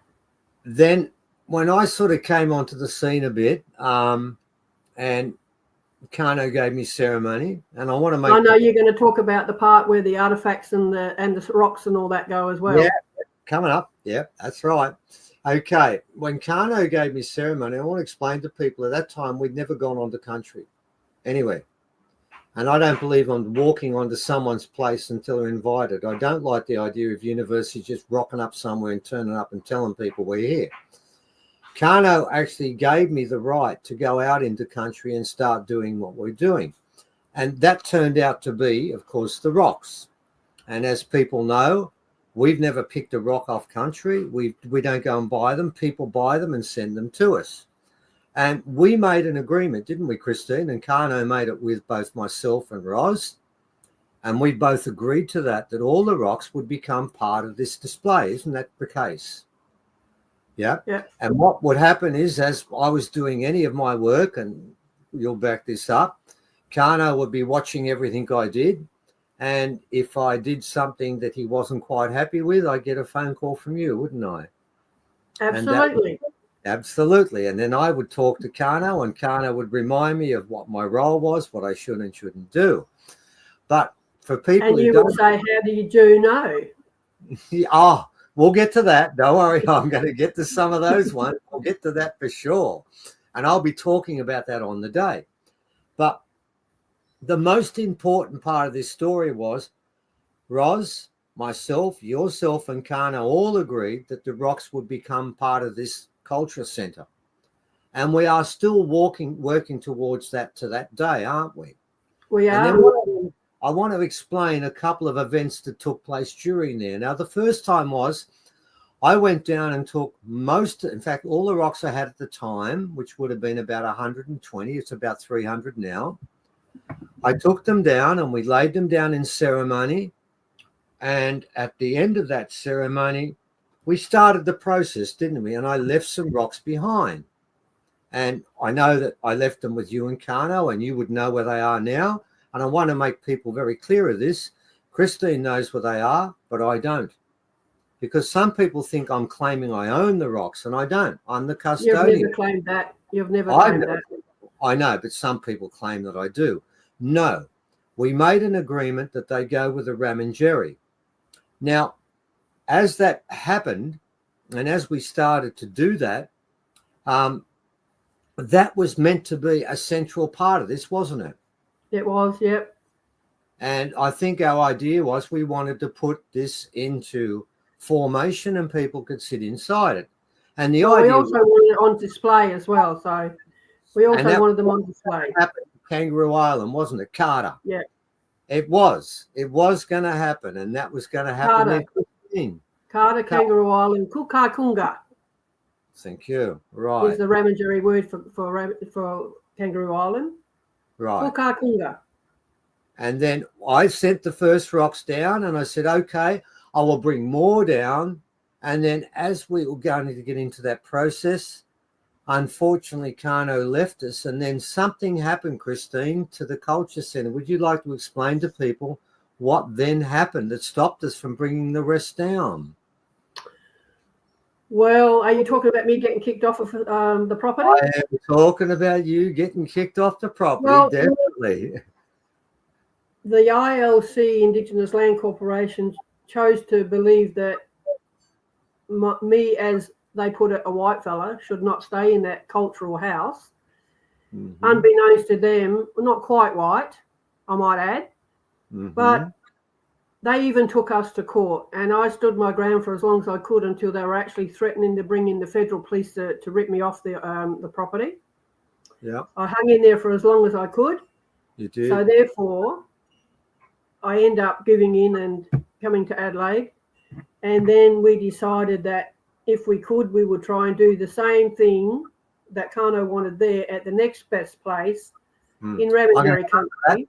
I'm going to come to that in a sec. Right. But I want to ask you one other question. Once you were kicked off the Ramindjeri Culture Centre, can you explain to people what happened to it after that? They would assume that someone else could come in there and continue that culture centre and continue that process. Is that what happened? I think it's actually in ruins at the moment because, you know, a guy called Karno named him Wirritjin. His name's Steve Robinson. Him and another friend, Kurt Mountain, come there this particular night. And Steve was very strong in what he was saying because he used to get messages from above too. Yeah. And he said, the first thing he said when he sat down, and of course I got really upset, he's saying, you've got to let this go to be able to return back to it. And I said, I'm not. And I want to make it very clear to people that when I felt like I lost the property, I felt like I'd let Karno down. I was very upset about it. But looking at it now, I can see that even though Kangaroo Island is Ramindjeri country, it would have been difficult for the flow of people to actually keep the thing going because of the ferry costs and you know, the vehicle costs and all the rest of that. So it would have been, so I think it might have been given that decision so that we could follow our dream on this side of the. Okay. But you did mention something that culture centre, which, by the way, ladies and gentlemen, had a very fine house and had 2 units alongside it where people could stay. It had big, massive sort of sheds where people could sit underneath. It had a huge fire pit. It was perfect for the site. And you're telling me now it's basically fallen into disrepair. Wow. Yeah, I have heard it, that several people have actually had the opportunity to go there, but from what I can understand, yeah, they've ruined it. So they kicked you off, but no one went on to continue the process, and nothing happened to prove it whatsoever. No, it was all taken over by greedy liars who all their profit is all about the money in the pocket, never about carrying on the culture in the first place. Is why we got the place in Kangaroo Island. It wasn't about farming, it was all cultural, and we planted thousands and thousands of trees on that black felloway, not white felloway, in lines like they do. We know we did it properly. Yeah, good. And we worked with a lot of what are they? You know, the people that plant trees and all them. Yeah, I can't remember the word. It doesn't matter. We know. I think, you know. Okay, yeah. Yeah, and thousands and thousands and thousands of trees just in the wet weather in June, July, August. Trees got planted. Karno was well known over there for storytelling and teaching the blackfellow way. So much so that there was a teacher. His name was Richard Bell. He was a teacher from Scots College, and he got the kids to write up things because Peggy and Mike, the scientists, would go with Karno and Richard down to an area where they've got the land for Scotch College teaching, you know, and marine biologists and all that sort of stuff. And Richard Bell was one, a marine biologist. And they got the kids to write little essays about how their camp went. And the only one they wrote about was Karno. Yeah. How he was fun and how he taught them so much. He'd talk about the land. He would show what they could eat, what they couldn't eat, and all that sort of stuff. And they were really impressed. Yeah. And lots of ceremonies and lots of different people came at different times. Kids who were in jails came and they would do ceremonies and they come out of it better. And a lot of ceremonies happened at that place, and it had become a sacred site through the ceremonies and the activities now. And now it's fallen into disrepair. It's amazing how that happens. But let's not go. Only that, it's just above Murray Lagoon too. And Murray Lagoon, as you know, is very famous for its artifacts and all that from right back. So, I mean, you only had to walk out the corner gate and you're down there at Murray Lagoon. So the positioning of the place was perfect as well. It was a sacred place, and there was many sacred things that happened. We're going to talk about a couple in a sec. Now, let's go a bit further. So you were kicked off the island. You're back in Adelaide. Not on the island. I was kicked off the property. I chose to come back to Adelaide. Yeah. Okay. Yeah. Well, yeah, that's right. Yeah, you could have stayed on the island, but you came back here. Then, a little bit further on, there was light at the end of the tunnel, wasn't there, Christine? Would you like to explain what happened next? Someone else came to the party and wanted to help, didn't they? Well, we were trying we were putting into process a talk of where we would like the cultural centre to go. Mm-hmm. And then, I was saying Victor Harbour because my ancestors, elders and all that are from Victor Harbour as well. And of course it's Ramindjeri country as well. Yes. But a gentleman, Peter, his name was, I can't remember his other name. Peter Horton. Peter Horton offered us land at Lonsdale. Yes. And at first I thought, I don't know so much. But then when I went down there, we had monthly meetings there. People that couldn't get there zoomed in with their to be in the meeting. And then I thought, when I started thinking about it, you could actually see Kangaroo Island from there. And I thought, well, that's going to be perfect, because if we have more in the direction of feet first going to Kangaroo Island sort of thing, then that could be an ideal place. Yeah. That was going to be gifted to us. It was, yes. Also, some of the buildings was going to be gifted to us. Mm-hmm. They were. And and I thought, well, how good is that? We were going to change this. So we had meetings for over a year, I think, there about that, and then that fell through too. Yes, it fell through in a rather dramatic way, didn't it? Yeah. Would you like to give people a bit of a rundown of what actually happened? I can tell you this gentleman had not only given us, there was a building there that he gave us complete, and it was ready, wasn't it?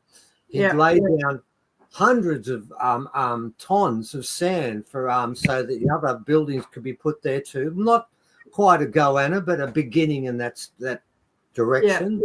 Yeah. And then something amazing took place, didn't it, Christine? Well, he got carted off by the police. Yes. He got carted off by the police, and from what I gather, I think he might be out now, but never ever charged for anything. They were just trying to hold him on treason. And that was horrible, because it was, they reckon he had weapons and ammunition and all that. And I don't know that it was his, but there was a couple of people actually staying on the property as well to sort of caretake when we weren't around. And he was a genius, that guy. He actually was turning rubbish into diesel, So, I mean, let's get rid of him, He's going to, Anyway, I believe you're still in contact with him, are you, Steve? Yes, I am. Yeah, and you know what? We're doing a presentation at Bundaberg in a couple of months, and he's going to speak. Wow. Yeah. No, that was really wrong what they did to him. Well, I'll just add a bit more to people so they know fully what took place there. What happened was he had 15 acres there, and he was going to give us 3 acres. He laid down the foundations. He did all that for us. He was going to even do more work again. He was heavily involved in this. And then a day came when 50 police came, and it was 50, Channel 7, Channel 9, Channel 10, and they were told they were raiding a terrorist. You were right about using that word because they used it. There was also a tank there with a machine gun, and it was armed and it was loaded when they pulled up there. Yeah. And what they did was they searched the place for about 5 hours, and in answer to what you said, you are correct, they found a shotgun that was loaded. Now, Peter claims he didn't put the cartridge in there. Yes, he had a shotgun. That's not against the law. But to put a gun that's loaded, yes, that is against the law. And then you were correct. He was put in jail for about, I think, 15 months. Wasn't charged. Long time. Yeah, it was a long time. Never went to court, then was released. But the part we need to add to that was what happened was he lost the land. He lost everything. And the rule was, and this is the part where it comes to what we were trying to do, the land was given to his ex-wife because they'd separated, and she was to take it under the condition, and I don't know if you know this, Christine, that any agreement that Peter had made, and of course the agreement was with us, wasn't it? Yep. If that had to be annulled, and if that was annulled, she could then have the land and do what she wanted with it. And she agreed to that.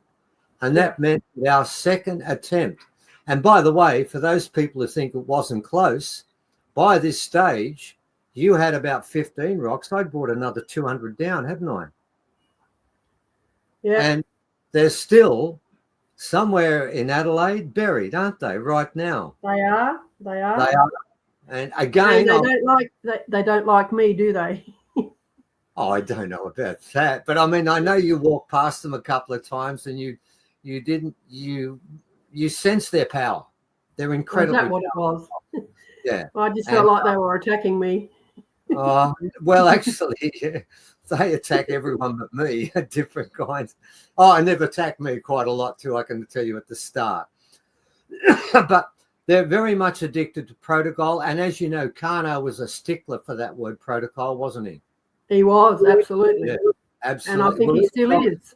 Oh, yes, definitely. And we're going to find out on the weekend too, because you've got 3 questions we're going to ask him on behalf of you when we get to that stage, and that's further on.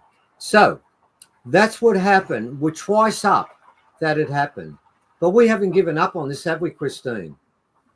No. Not in a million years. What are we doing now about that, Christine? Are we still meeting on a weekly basis? We still are, aren't we? We are still meeting on a weekly basis. It's to do with the website in honouring Karno. Yep.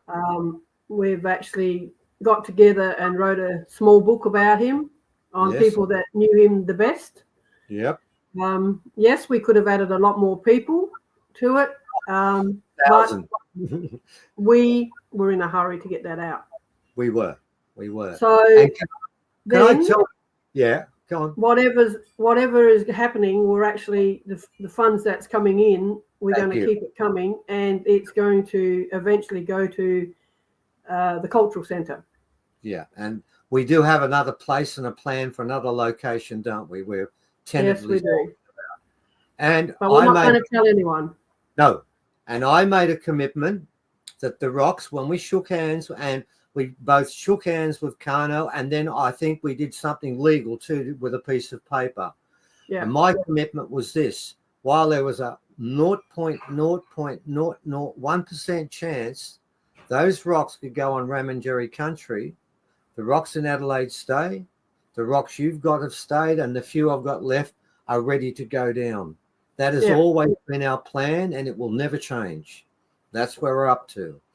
Okay, we've done that, but we've still got a bit more time. We might go slightly over, but that doesn't matter. I now want to talk about 3 different events that took place with Karno that will give people a deeper idea about who this person is. Now, the first one I'm going to talk about, and I'll explain to people my presentation, which I've already given on the day because we're doing this in advance. I did an article in the book about 8 different things that Karno did that blew me away because they were miracles. But then I wrote another chapter at the finish because I'd forgotten one, completely forgotten it. And it was only when you told me a story, it brought that back. So would you like to tell me the story about Steve, Karno, and a mound of ants and how that came about, please? Well, on the property, Steve is the one that Karno called Wirritjin because he had this knack of bringing people together. Right. On the property, they used to often go on cultural walks and stuff like that. And so they went this particular day. I think it was only Steve and also Karno. Mm-hmm. And when you get to the fence line to go onto the other part of the property, just before there's a huge mound of inch ants. What are they Flesh-eating called? ants. I don't know. They're about an inch long. Oh, they're massive. Massive ants. And they've got big, snappy things, haven't they? Yes, they have. So I don't know what they were doing down there, but Karno said to him, I want you to... Wirritjin must have said, I'll do anything. He said, well, what you need to do is you need to trust me. I want you to stand on that ant mound and don't move until I tell you to. So Karno then, Wirritjin got on the ant mound where he had actually put an eagle's head before and it ate all the flesh off of it, just left the skull of the head. So Steve goes and stands on the mound. Karno takes a couple of big steps back and starts these clapsticks and starts chanting. Ah, yes. And the whole time that he did that, Steve was safe. So then he said, you can take it. And he kept doing it and he'd asked Steve to hop off. Steve had not one bite on him. Not one bite. He could not believe it. So he was as smacked as what you were when I told you that story. Yes, I know, and I believe it because I'm doing an article. I'm doing my session before when I saw other stuff. And what's interesting about that is that it leads on to another thing. Okay, that was the first part. Now the second part is in that last article, I wrote about the time that Karno rang me directly, right? Now, Karno only ever rang me directly twice. It's when I was in, how can I put this, deep, well, I wasn't going to use the SHIT word, but it's probably pretty close to right. Mm-hmm. I think it explains it properly. Yes. And what he did was, and I've already explained it before in the when I did my session, but I'll just sort of go over it again. Very simply, what he did was he told me everything that myself and Evan and my group had done on country 3,000 kilometers away 4 hours before, right? And he went through and told me everything he'd done. He even told me what bloody T-shirt I was wearing, what ceremony I gave the place, and why I did not smoke. And he made it very clear I was in deep trouble because I didn't smoke. Yep. And he gave us all sorts of warnings about what took place, but I've already spoken about that. But I want to hone in on the last part of the conversation with him, and then I want you to pick it up from there. And the last part of the conversation, which I mentioned before, I said, Karno, before you hang up, I said, you have to tell me one thing. He said, what's that? I said, how can you know what happened 4 hours ago, 3,000 kilometers away, to the stage where you knew what I said, what I wore, and what everyone else did? And he said to me, well, that's easy, because right now, sitting on the veranda with me is a big red kangaroo. And for those people overseas, the red kangaroos are bigger than humans, and they could kill a human with a kick or anything. And they used to use them in boxing in the 1900s, but they were so dangerous. Even though they put padding on them, they were killing the boxers. And he said to me, the kangaroo told me. And then you told me a story about what he did in the morning. Could you share with me his relationship with the animals, the kangaroos around him, and what he used to do? I'm not exactly sure if this is the part you're talking about, but he used to go out into the into the field, and he would go up and he would talk to the kangaroos as if he was having a conversation like you and I are now. Yeah. And he would do their little dances, and all that, and they'd copy him. And even Mike and Peggy have seen him do that, and even the wallabies, they would just start tuning in and dancing with him, and he loved it. But he used to always go out there when he saw the kangaroos and all that out there, and just sit down in the paddock and just have a yarn with them. And even the ones that some of them used to lay down around him, and they used to, he used to just sit out there like he was having a conversation with you. Yeah. Well, I know he was having a conversation with that red kangaroo, because there's no way on this planet that he used to call him the big fella. The big fella's back. The big fella. Yeah, well, and here's the interesting part.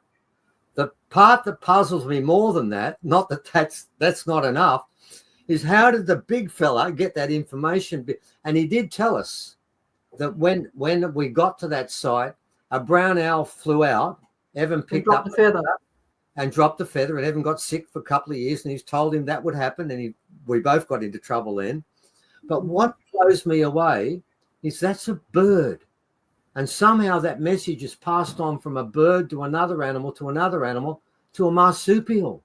It just beggars belief what took place there, and that Karno knew it means that when you said to him, he lays down there and talks to them. He does have a yarn with them, doesn't he? And they yarn He back. does have a yarn with them. And what used to fascinate me when I was sitting up on the veranda just watching quietly, yeah, they never ran away from him. Wow. Whereas if anybody else walked out there, they'd take off. Yeah. And it was like they were waiting. Come on, hurry up. We want to have our conversation. It used to fascinate me. And lots of stuff about what Karno did fascinated me. And others, I can assure you. Yeah. Right. I've got 2 more questions. We were going to go 40. We're going a bit over. It doesn't matter. It's too important we do this properly. The second last question I want to ask you about, and I'm also Umbalara and Darren and myself are all going to talk about this event, and you know which one it is because we all I know which one it is. Yeah, we all do. Let me just set it up, and then I'll let you run through from there, okay? Yep. Graham Hancock came to Australia, and he wanted to go to all our sites, and we share our stuff with everyone. But I said, because we're going to sacred sites, you have to do ceremony with Karno. I said, I won't take you to any unless you agree to that, which him and Santha did. And at the end of the time we were there, because it was easy to do at the end, we flew from Sydney down to Adelaide, then across to Kangaroo Island, Carter. And that night, we're sitting around the big campfire, and I'm going to stop the conversation at one part, and I'm going to get you to finish it for me, Christine. And then Karno appeared from no one, done up old way, all the paint across there, the lap, and he's got that red bandana he put in, and he goes into that fire pit, and he talks in language and sings in language and then talks in English, and he did that for a while, and I'm about to finish the story, and you're going to pick it up. And when it was finished, he walked back one step. I saw him. I was next to him when he did that. Graham was next to me. So was Santha. Then he walked back the second step. Christine, would you want to pick it up from there? What happened next? Well, it was a kangaroo skin he had on. And I was watching him too. And he had white paint and all that on him as well. And I'm thinking, okay, he's taken a step back and I can still see him. Yeah. He done his ceremony, he done his welcome everybody, around the fire and all that. Mm-hmm. And he took another step back, and then bang, he's at the side of me in seconds, I would say, because I thought, wow, how in the hell did he get there so quick? And I even went, because Peggy was sitting next to me, Peggy Rismiller, one of the scientists of Kangaroo Island. And I said, I've never seen Karno do that. That shocked me as much as it did everybody else there. Yeah, it did. And he stood by me and had his hands on my shoulders. Yes, he like did. He always would stand behind me and do that. And I said to him after, how did you do that? He said, there's only a veil there. And that's all he would say. Yeah. And he knew where the veil was, didn't he? Yeah. Yeah. I couldn't believe it. No, well, everyone. There were a lot of people there, weren't there? Yeah. We've got over 10 people, and they'll all swear on a stack of Bibles, 50 Bibles. We don't care. Anyone that says to us that didn't happen, we just ignore them, don't we? Because it did happen. We do, because it absolutely did happen. It did happen. If I hadn't seen it myself, I wouldn't have believed it. No. Well, I mean, I'd seen him do a lot of stuff, and I was but I wasn't prepared for that. I really wasn't. That was Me beyond. either. No, it's interesting that you're saying that you'd never seen it before, and you've seen him done a lot of things, right? It just starts to give an idea about who this man is, which leads on to my final question. This is my opinion anyway. What makes him different from any human I've ever met, and I suspect you've ever met? What is it about Karno that makes him stand out above all others? And to my day, until the day I die, I will stand by that statement that Karno was different from every human I've ever met. What is it about him that does that? What's that quality? You would know better than Christine. I think the quality that I loved about Karno was that it was very truthful. It was very passionate about his culture, and he was an honest person. He wasn't abusive, but he was just such a genuinely nice person. And you know, I was abused before I met Karno, and I thought, oh, not going into any more relationship. But he was just an absolute genuine person. What you saw about Karno is what you got. He didn't. He would tell you straight to your face if you know. Like I saw him go up to one young kid who was coming to training because Karno was also a martial arts instructor. And this young fella was coming to learn from Karno, and he had pimples all over his face. And Karno said, "Too many Mars bars." And this guy, you know. Anyway, he just welcomed everybody as well, and he was a showman also. He loved being in the center of attention, but it had to be all truthful and honest, otherwise he wouldn't have no party to it. Yeah. And that's what disappoints me now about the people that are actually trying to might be that little SHIT word again on Karno's, everything that Karno's done through his life, because he's done a lot, and it's all been community, about family, and you know, I've never known anyone like him. No. And I don't think there will ever be anyone like him again. I'm going to correct you. There will never. It's not. I don't think there will never be anyone like Karno. It's that simple. And well, I think I had one of his uncles say to us at Castle Plaza this particular day, "Oh, Karno, we need 10 of you." I said, "I can only handle one. I make too many of them." But no, I think the mold broke when he was born. I don't think no, not in my lifetime anyway. But you know, he loved everybody, and most people loved him. You either loved him or you hated him. There was no in between with him. But he didn't stand for any bullshit. No, that's true. So I like the word you said. I like that word you said. He was a showman, but he was also a shaman of the highest level. There is not a higher level. He was at level 10, and all of us are levels below that. Christine, I think we've killed it. We've got it. We've done it just over an hour, but that's okay. We had to do it first, and your part was the most important part. I want to thank you for that, and I want to thank you and Karno for inviting me down to Adelaide to start this process, because I'll say this, I've said this so many times, none of what we did would have happened if Karno hadn't given me ceremony. None of it. Well, can I say then, I want to thank you for standing by me through this whole process, where people have said they will stand by me and they're nowhere to be seen. And thank you for honouring your agreement with Karno. My agreement with Karno said when he left, "You're my elder. I've told you that many times before, and you will be my elder until I pass on. And therefore, I owe you everything. If I give that to you, I'm giving it to Karno. And that's the way it should be." So thank you, Christine. You've given a great story about Karno, and we'll put the others together, and we've killed it. Okay, Evan, how do I stop? Okay, we've had a major technological breakdown, which someone said before, that happens every time we do it. Yes, and you're right, it does happen every time we do it. But we have a major problem, and I can see Umbalara is actually there at the moment. I can see him waiting. And what we're going to do is we did an interview where, well, I didn't do the interview.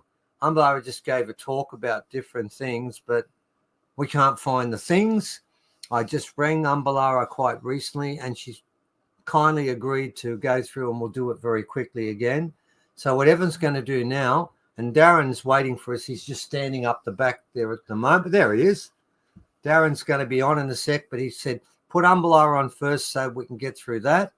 And she's been kindly waiting. I can see her over at the moment now, and Evan's about to bring her on. Umbalara, does that mean little whirlwind? Yeah, little whirlwind. Yeah. That's the name Karno gave her, and she's on right now. So, Umbalara, thank you so much. Can you hear us? I can, Steve, yes. Oh, excellent. And we can hear you, so we're off to a start here. Yeah. All right.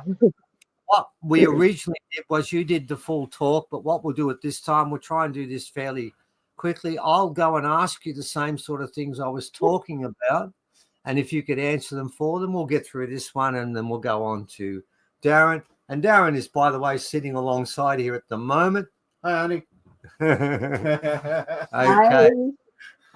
And if Darren thinks of a question while I'm doing that, chuck it in, mate, while Sure. you're here. Very Okay. nice. All right, here we go. Question number one. First up, Umbalara, when was the first time you met Karno, and what sort of reaction did it have for you when you met him the very first time? I can't remember the date, but it was a very long time ago. Yeah. Years and years.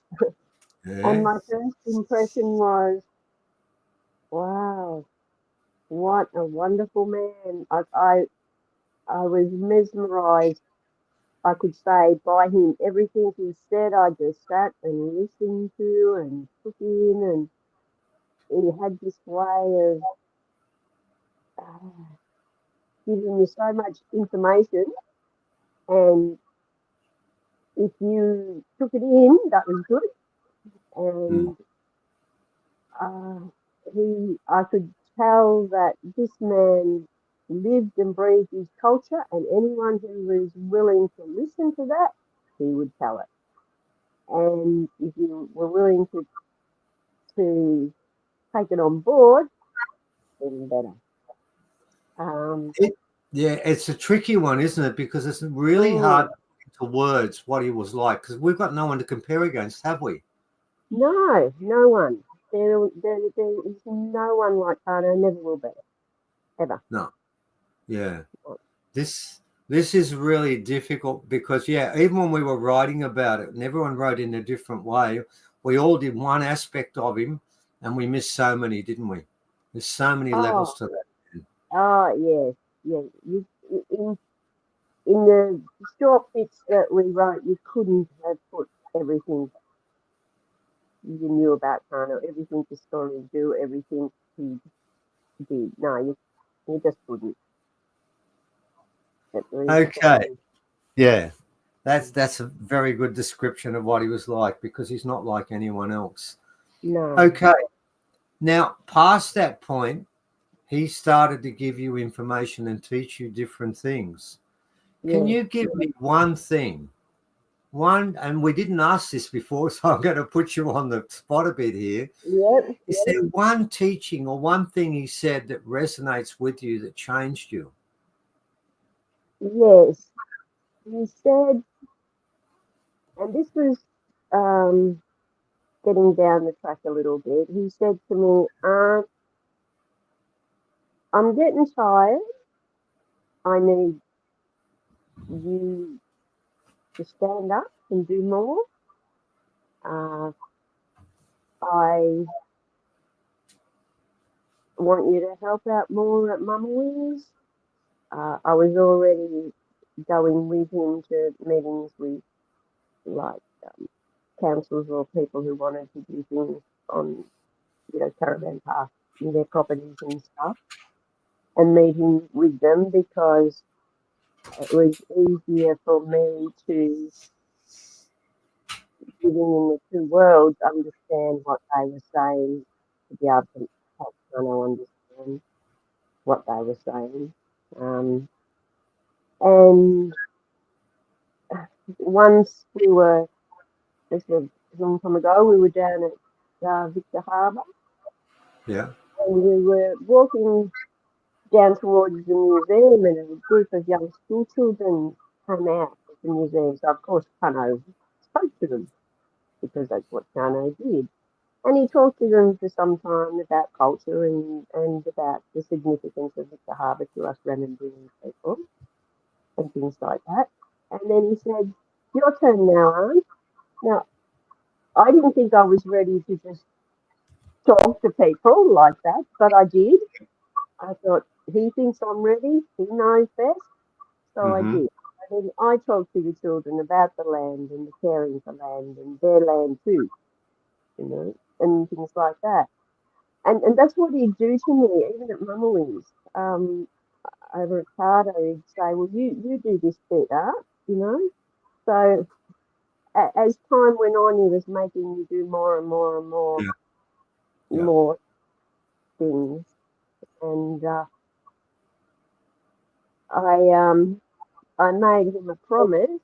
I mean, not that I thought he was going to go anytime soon, but I did say to him once, Karno, if anything happens, like you say, you're getting tired, if you don't want to do it anymore, I will step up and do it. Or if something happens to you, I will step up and do it. But I really didn't think it would be so soon. No. I really had a lot more to learn. And so that's why I. Thank you. Yeah. So that basically what he did was he made you start to pick up on his role. Yeah. Yeah. You did say a word there I think we need to describe to the people who are listening. You mentioned about the word mamawi. Could you explain to people what that was that he actually conducted? Because they may not know what that actually is, and I'm pretty sure they don't. Sorry. The mamawi means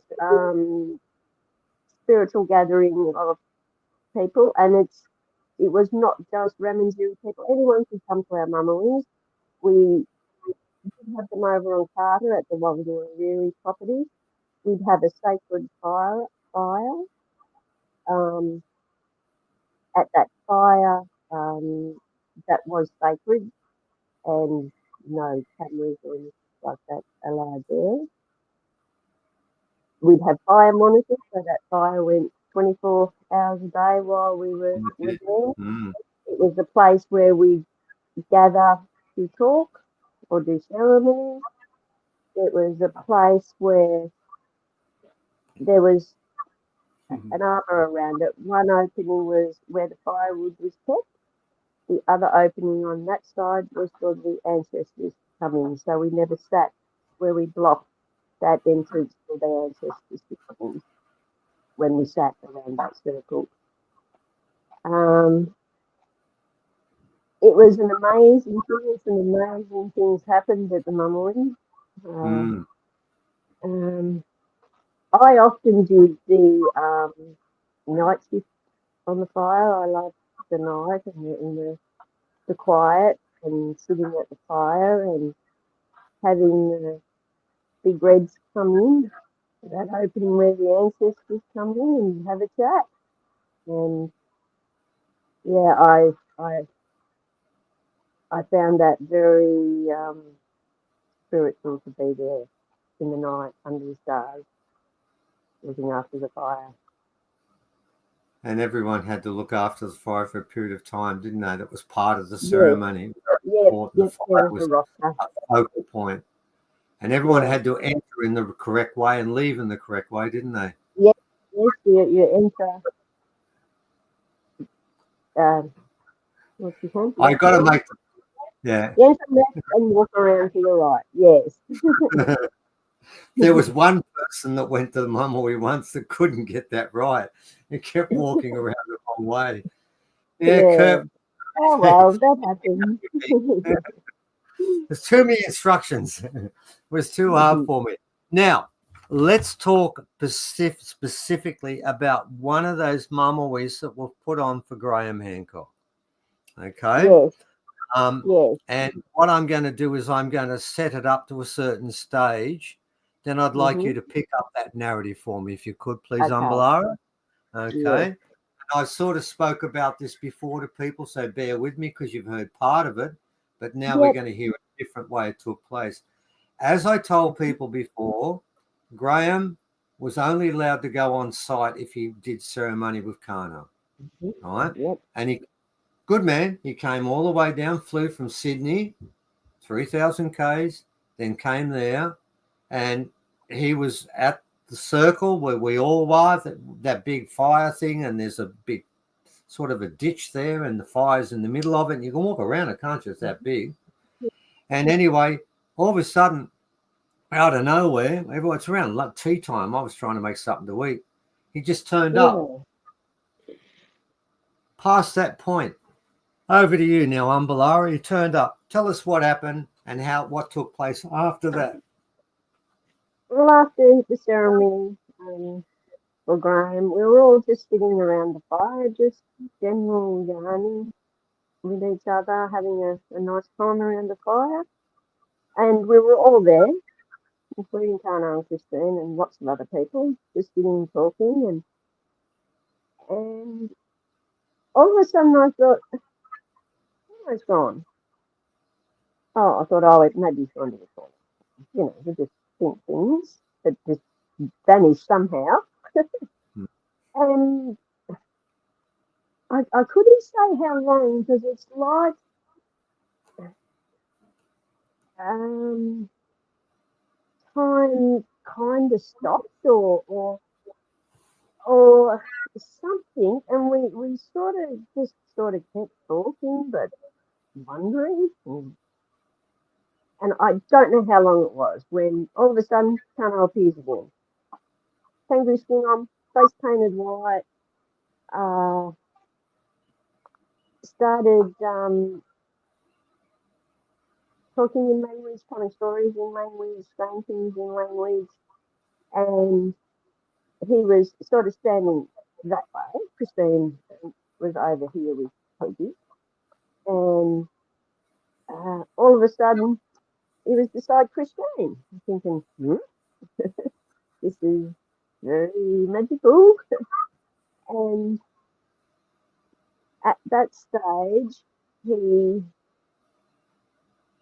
gave me my skin name, which is Umbalara, meaning little whirlwind, and in Ramindjeri, that's little whirlwind, and that was when he did that, when he stood beside Christine. And then he disappeared again.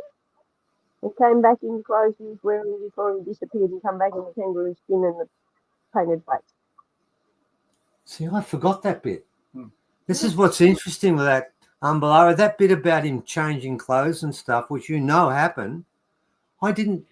I forgot that bit. It's like, and you said something really interesting, like time sort of stood still for. Yeah. Like I talked to other people that were there, and none of us can say how long it was. That's the point. Yeah. That's the big point here, and one I really focused in, and I wanted to make that very clear. The part I find most interesting is not him walking past me with Graham Hancock, and then Graham Hancock's mouth can't close anymore because he's gone. We all know that happened. What I find most interesting is all the reports of what happened when it comes to putting time on it. And I haven't asked for Darren, and Darren will give his time, but I haven't asked him, right? And I specifically didn't, but he'll talk about it too. But it really was weird. I feel like we were all somewhere else. I don't understand it properly because all of us, when it comes to, because remember what they say about time on the other side doesn't exist. Well, I felt like we went through that. It was sort of something different. Because I've thought about it over the years, and I've tried to think, how long has he gone? And I can't. It was like there was no time. And you know what? There's a person who just wrote something while you're speaking. His name is Ben Powell. And he said he did the same thing to us at the Adelaide Museum one day. He was there 1 minute, and then we turned around, and he was completely gone. Benna put that in. You were there for that one. Yeah. Put that up. Yeah, and that sums up. But this time, it wasn't on a sacred site. It was at Adelaide Museum. Thank you, Benna. Yeah. So we've got that real story there, and I wanted you to bring that up at the finish. Now, the last question I'm going to ask you is, and I've one you can't answer because I can't, but I'm looking for an answer. How does he do that? How does he do it? Do you know? No, I don't know, but I think maybe we all have the power to do it. We just have to know how. That is a great way to finish, because I do know that one of our mob went and asked Karno the next day, and he said word for word what you just said.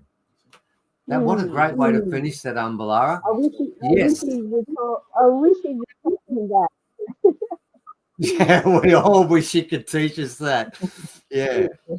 All right. And Christine said something. She gave us a clue when Christine spoke, and she was on before, as you know. She spoke about the fact that Karno said the veil. He spoke of the veil, didn't he? Yeah.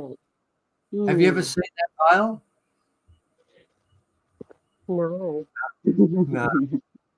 I'm going to keep looking. Yeah. Well, I'm glad we got you, because we're really concerned, and it turned out this was great. Thank you so much, Balara. That was brilliant what you've done there.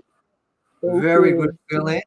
And what's going to happen now is, once Balara's finished, and we thank her for that, Evan's going to do magic things, and we've got our third speaker, which is Darren, who is speaking up here now. And Darren, I'm going to step away from this nice comfy chair.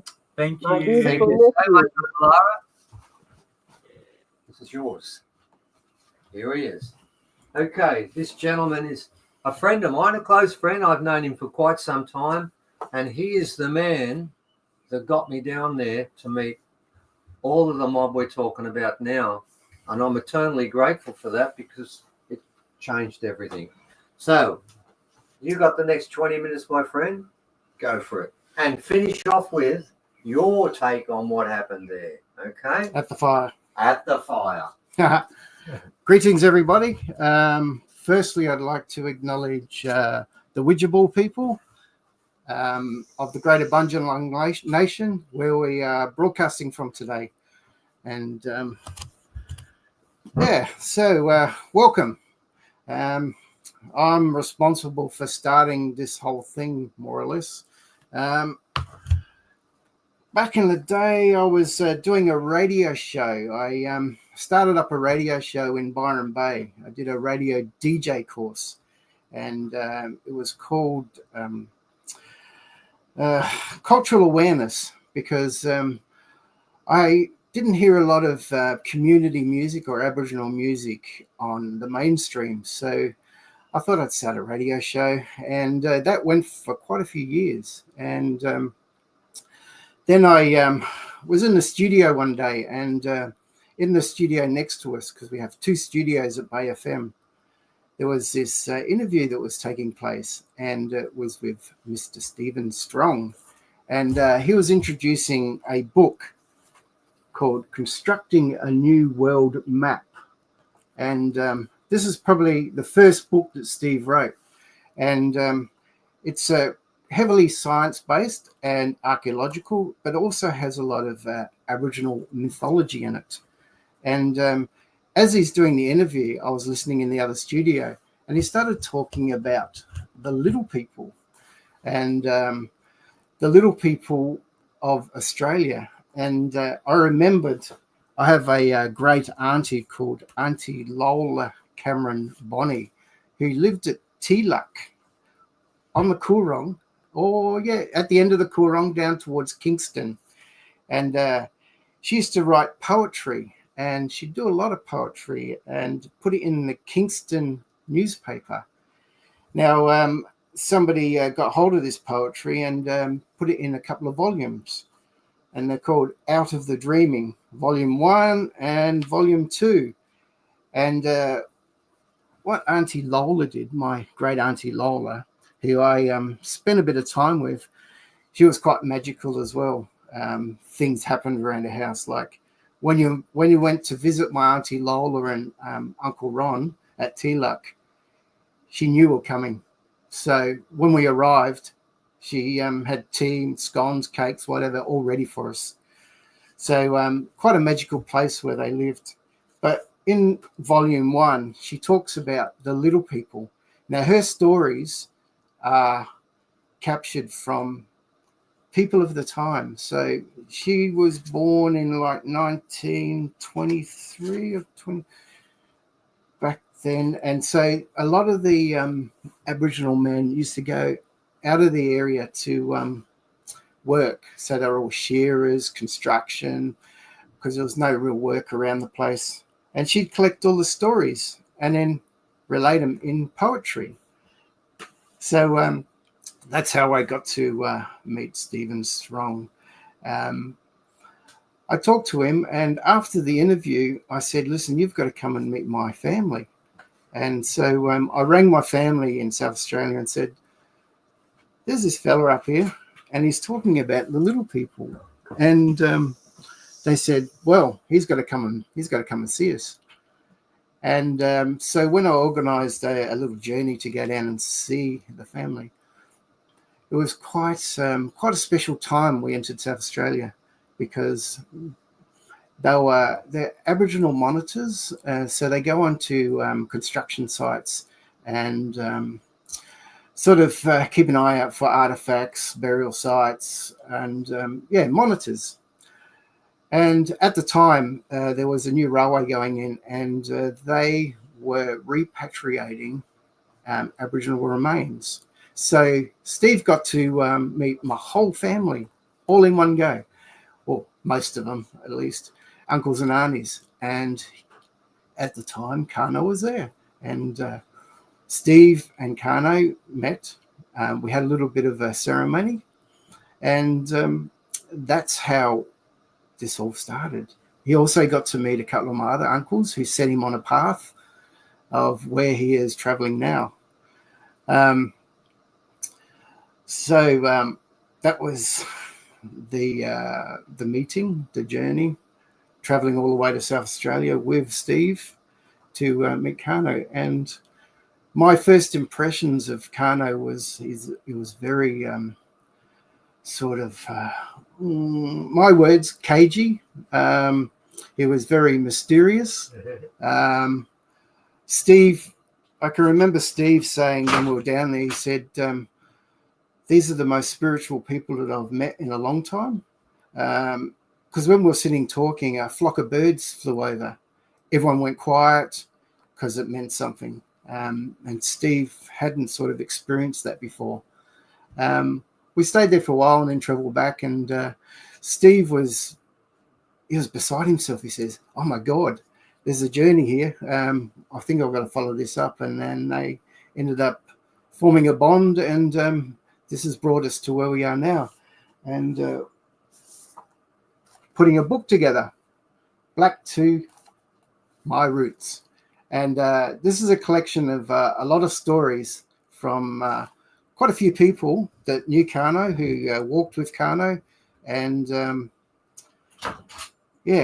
traveled on a journey. And I think it's sort of set Steve on his journey where he's going now. And in the book, because we're here talking about the book today, my section was quite short, but I couldn't put everything in that happened. You know, Karno was he was very everything had to be protocol. You know, if you didn't follow protocol, get out. You know, basically. I saw this on many occasions. And just to relate to another story that Steve was telling, when we all went to Kangaroo Island. So it was a whole group of us all travelled to Kangaroo Island with Graham Hancock and his beautiful wife Santha.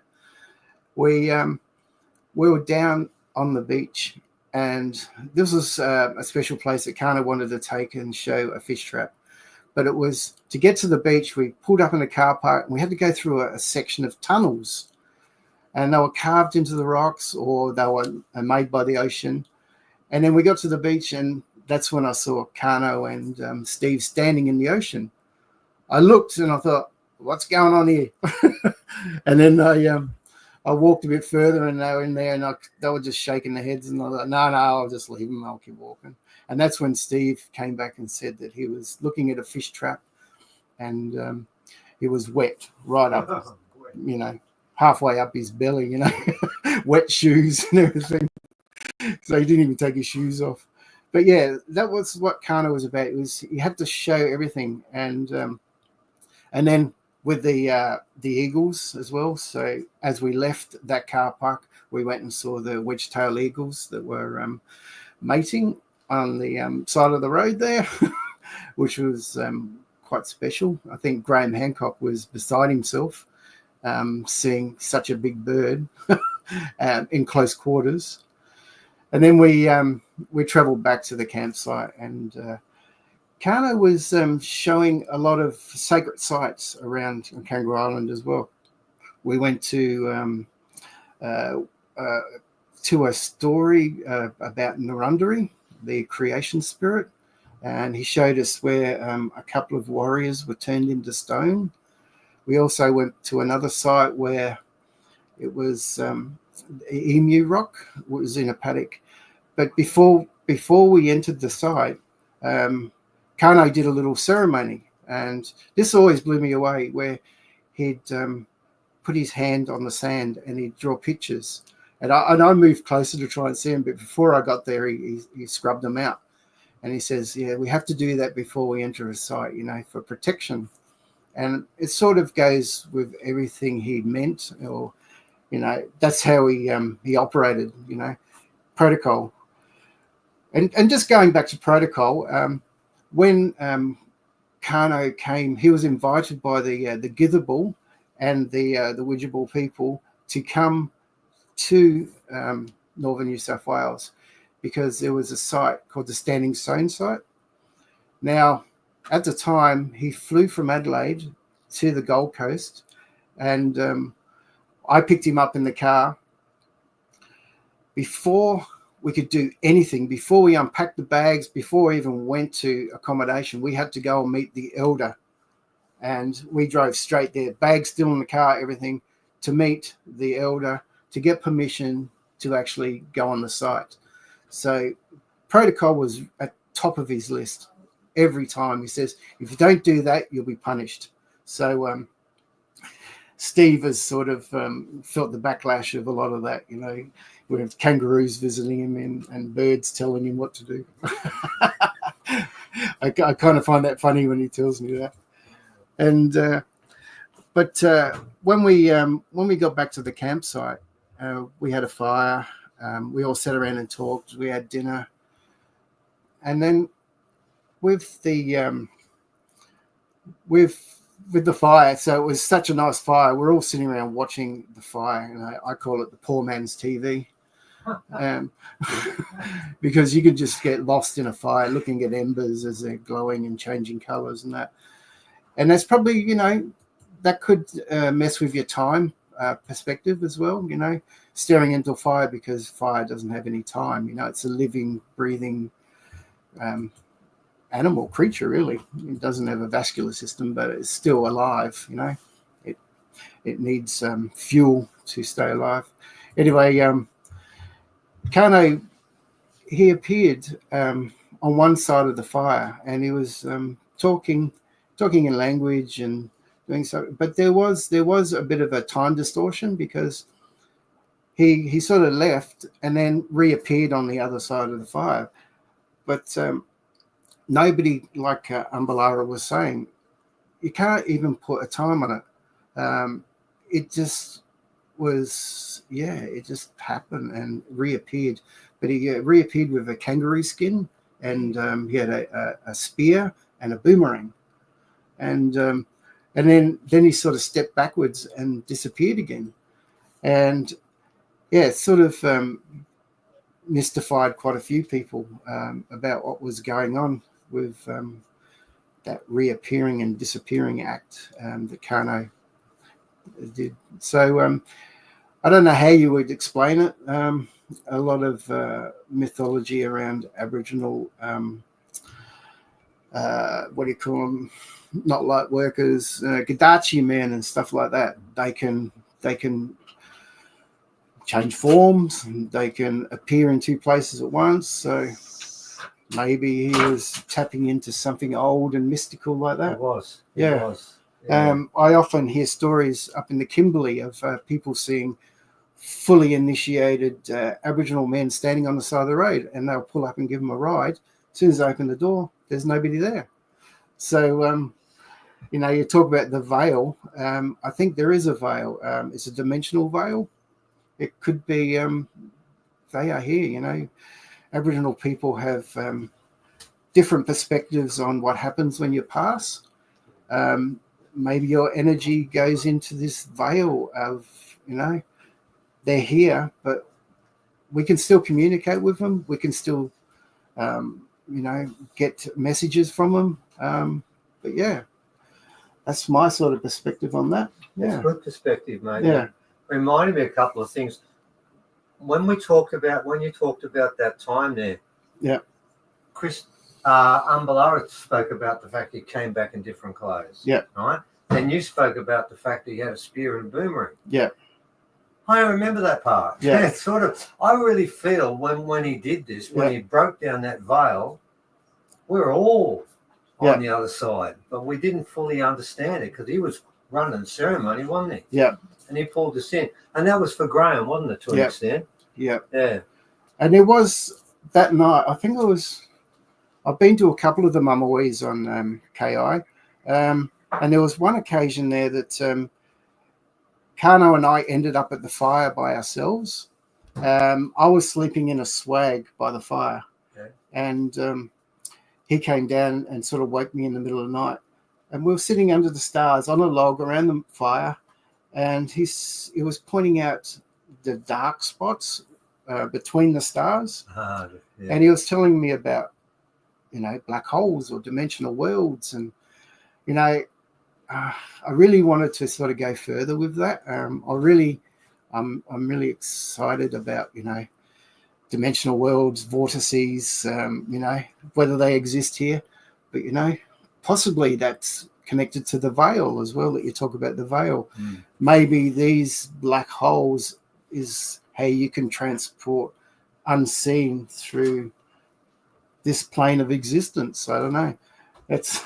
I think you're right. And I do think that, like you just said, up the Kimberley way, there are people who are still doing this stuff. It's not gone, is there? Still a camera. It doesn't matter. And there was also, I'll just share one more story with Karno. And it was, we're traveling. We were invited to go to a Lawman's meeting, and it was being held at Mirritjin. And Mirritjin is the community just at Uluru, next to Uluru. And on the way up, two magical things happened. Karno used to always pull the car up on the side of the road in the middle of nowhere on the Stewart Highway and just get out and walk around. He'd go into the bush a little bit, he'd walk back, and then he'd get back in the car and we'd say, well, what was that? He goes, oh, that's all right. And he wouldn't tell us. He was so mysterious. And then we got a little bit further and he says, pull the car over now. So we pulled over again. And up ahead of us was a dead kangaroo on the road. And there was at least 5 or 6 eagles feeding on it. Now, I said, oh, yeah, well, it's just birds feeding on a kangaroo carcass. But he said, no, they're all males. He said, that's very unusual for wedge-tailed eagles, males. Together. Yeah. And we thought, oh, yeah, we didn't think nothing of it. And he said, well, we can pass now, and it's all right for us to go to this meeting because we were heading to an Aboriginal Lawman's meeting. And he said, there's 2 things. He said, we got permission now, And he said, and there's 3 of us traveling. So it was him, the senior elder, and myself and my brother. And he said, that's how, most cultural tribes travel in 3s. Yeah, 3s again. Yeah. Oh, the number 3. Yeah. So much part of the culture, isn't it? Yeah. And then on the way home from this meeting, lots of things happened at the meeting. I can't really get into all of it because it was a special time because there was a transit of a star that was happening that night and also an eclipse. Oh. He woke me up at like 3 or 4 in the morning so I could see this transit of star. Apparently it was possum dreaming, and it won't happen again for another 1,300 years. So he had to wake me up at like 3 or 4 in the morning to look at a star. To look at a star. But on the way home, he shared a dreaming story with me. It was Wirritjin, and for about 500 kilometers, he just drilled me. What do you know about it? What do you think about it? Can you remember it? And we talked about it for like 2 or 3 hours. So it sort of stuck in my mind, this Wirritjin. And it was of the medicine woman who had the head of a dog and the body of a spider. Wow. Yeah. And so he was very mysterious in everything he did. I used to say Karno talks in circles because he was very perceptive. He would look at somebody and he'd be able to tell you what job they did.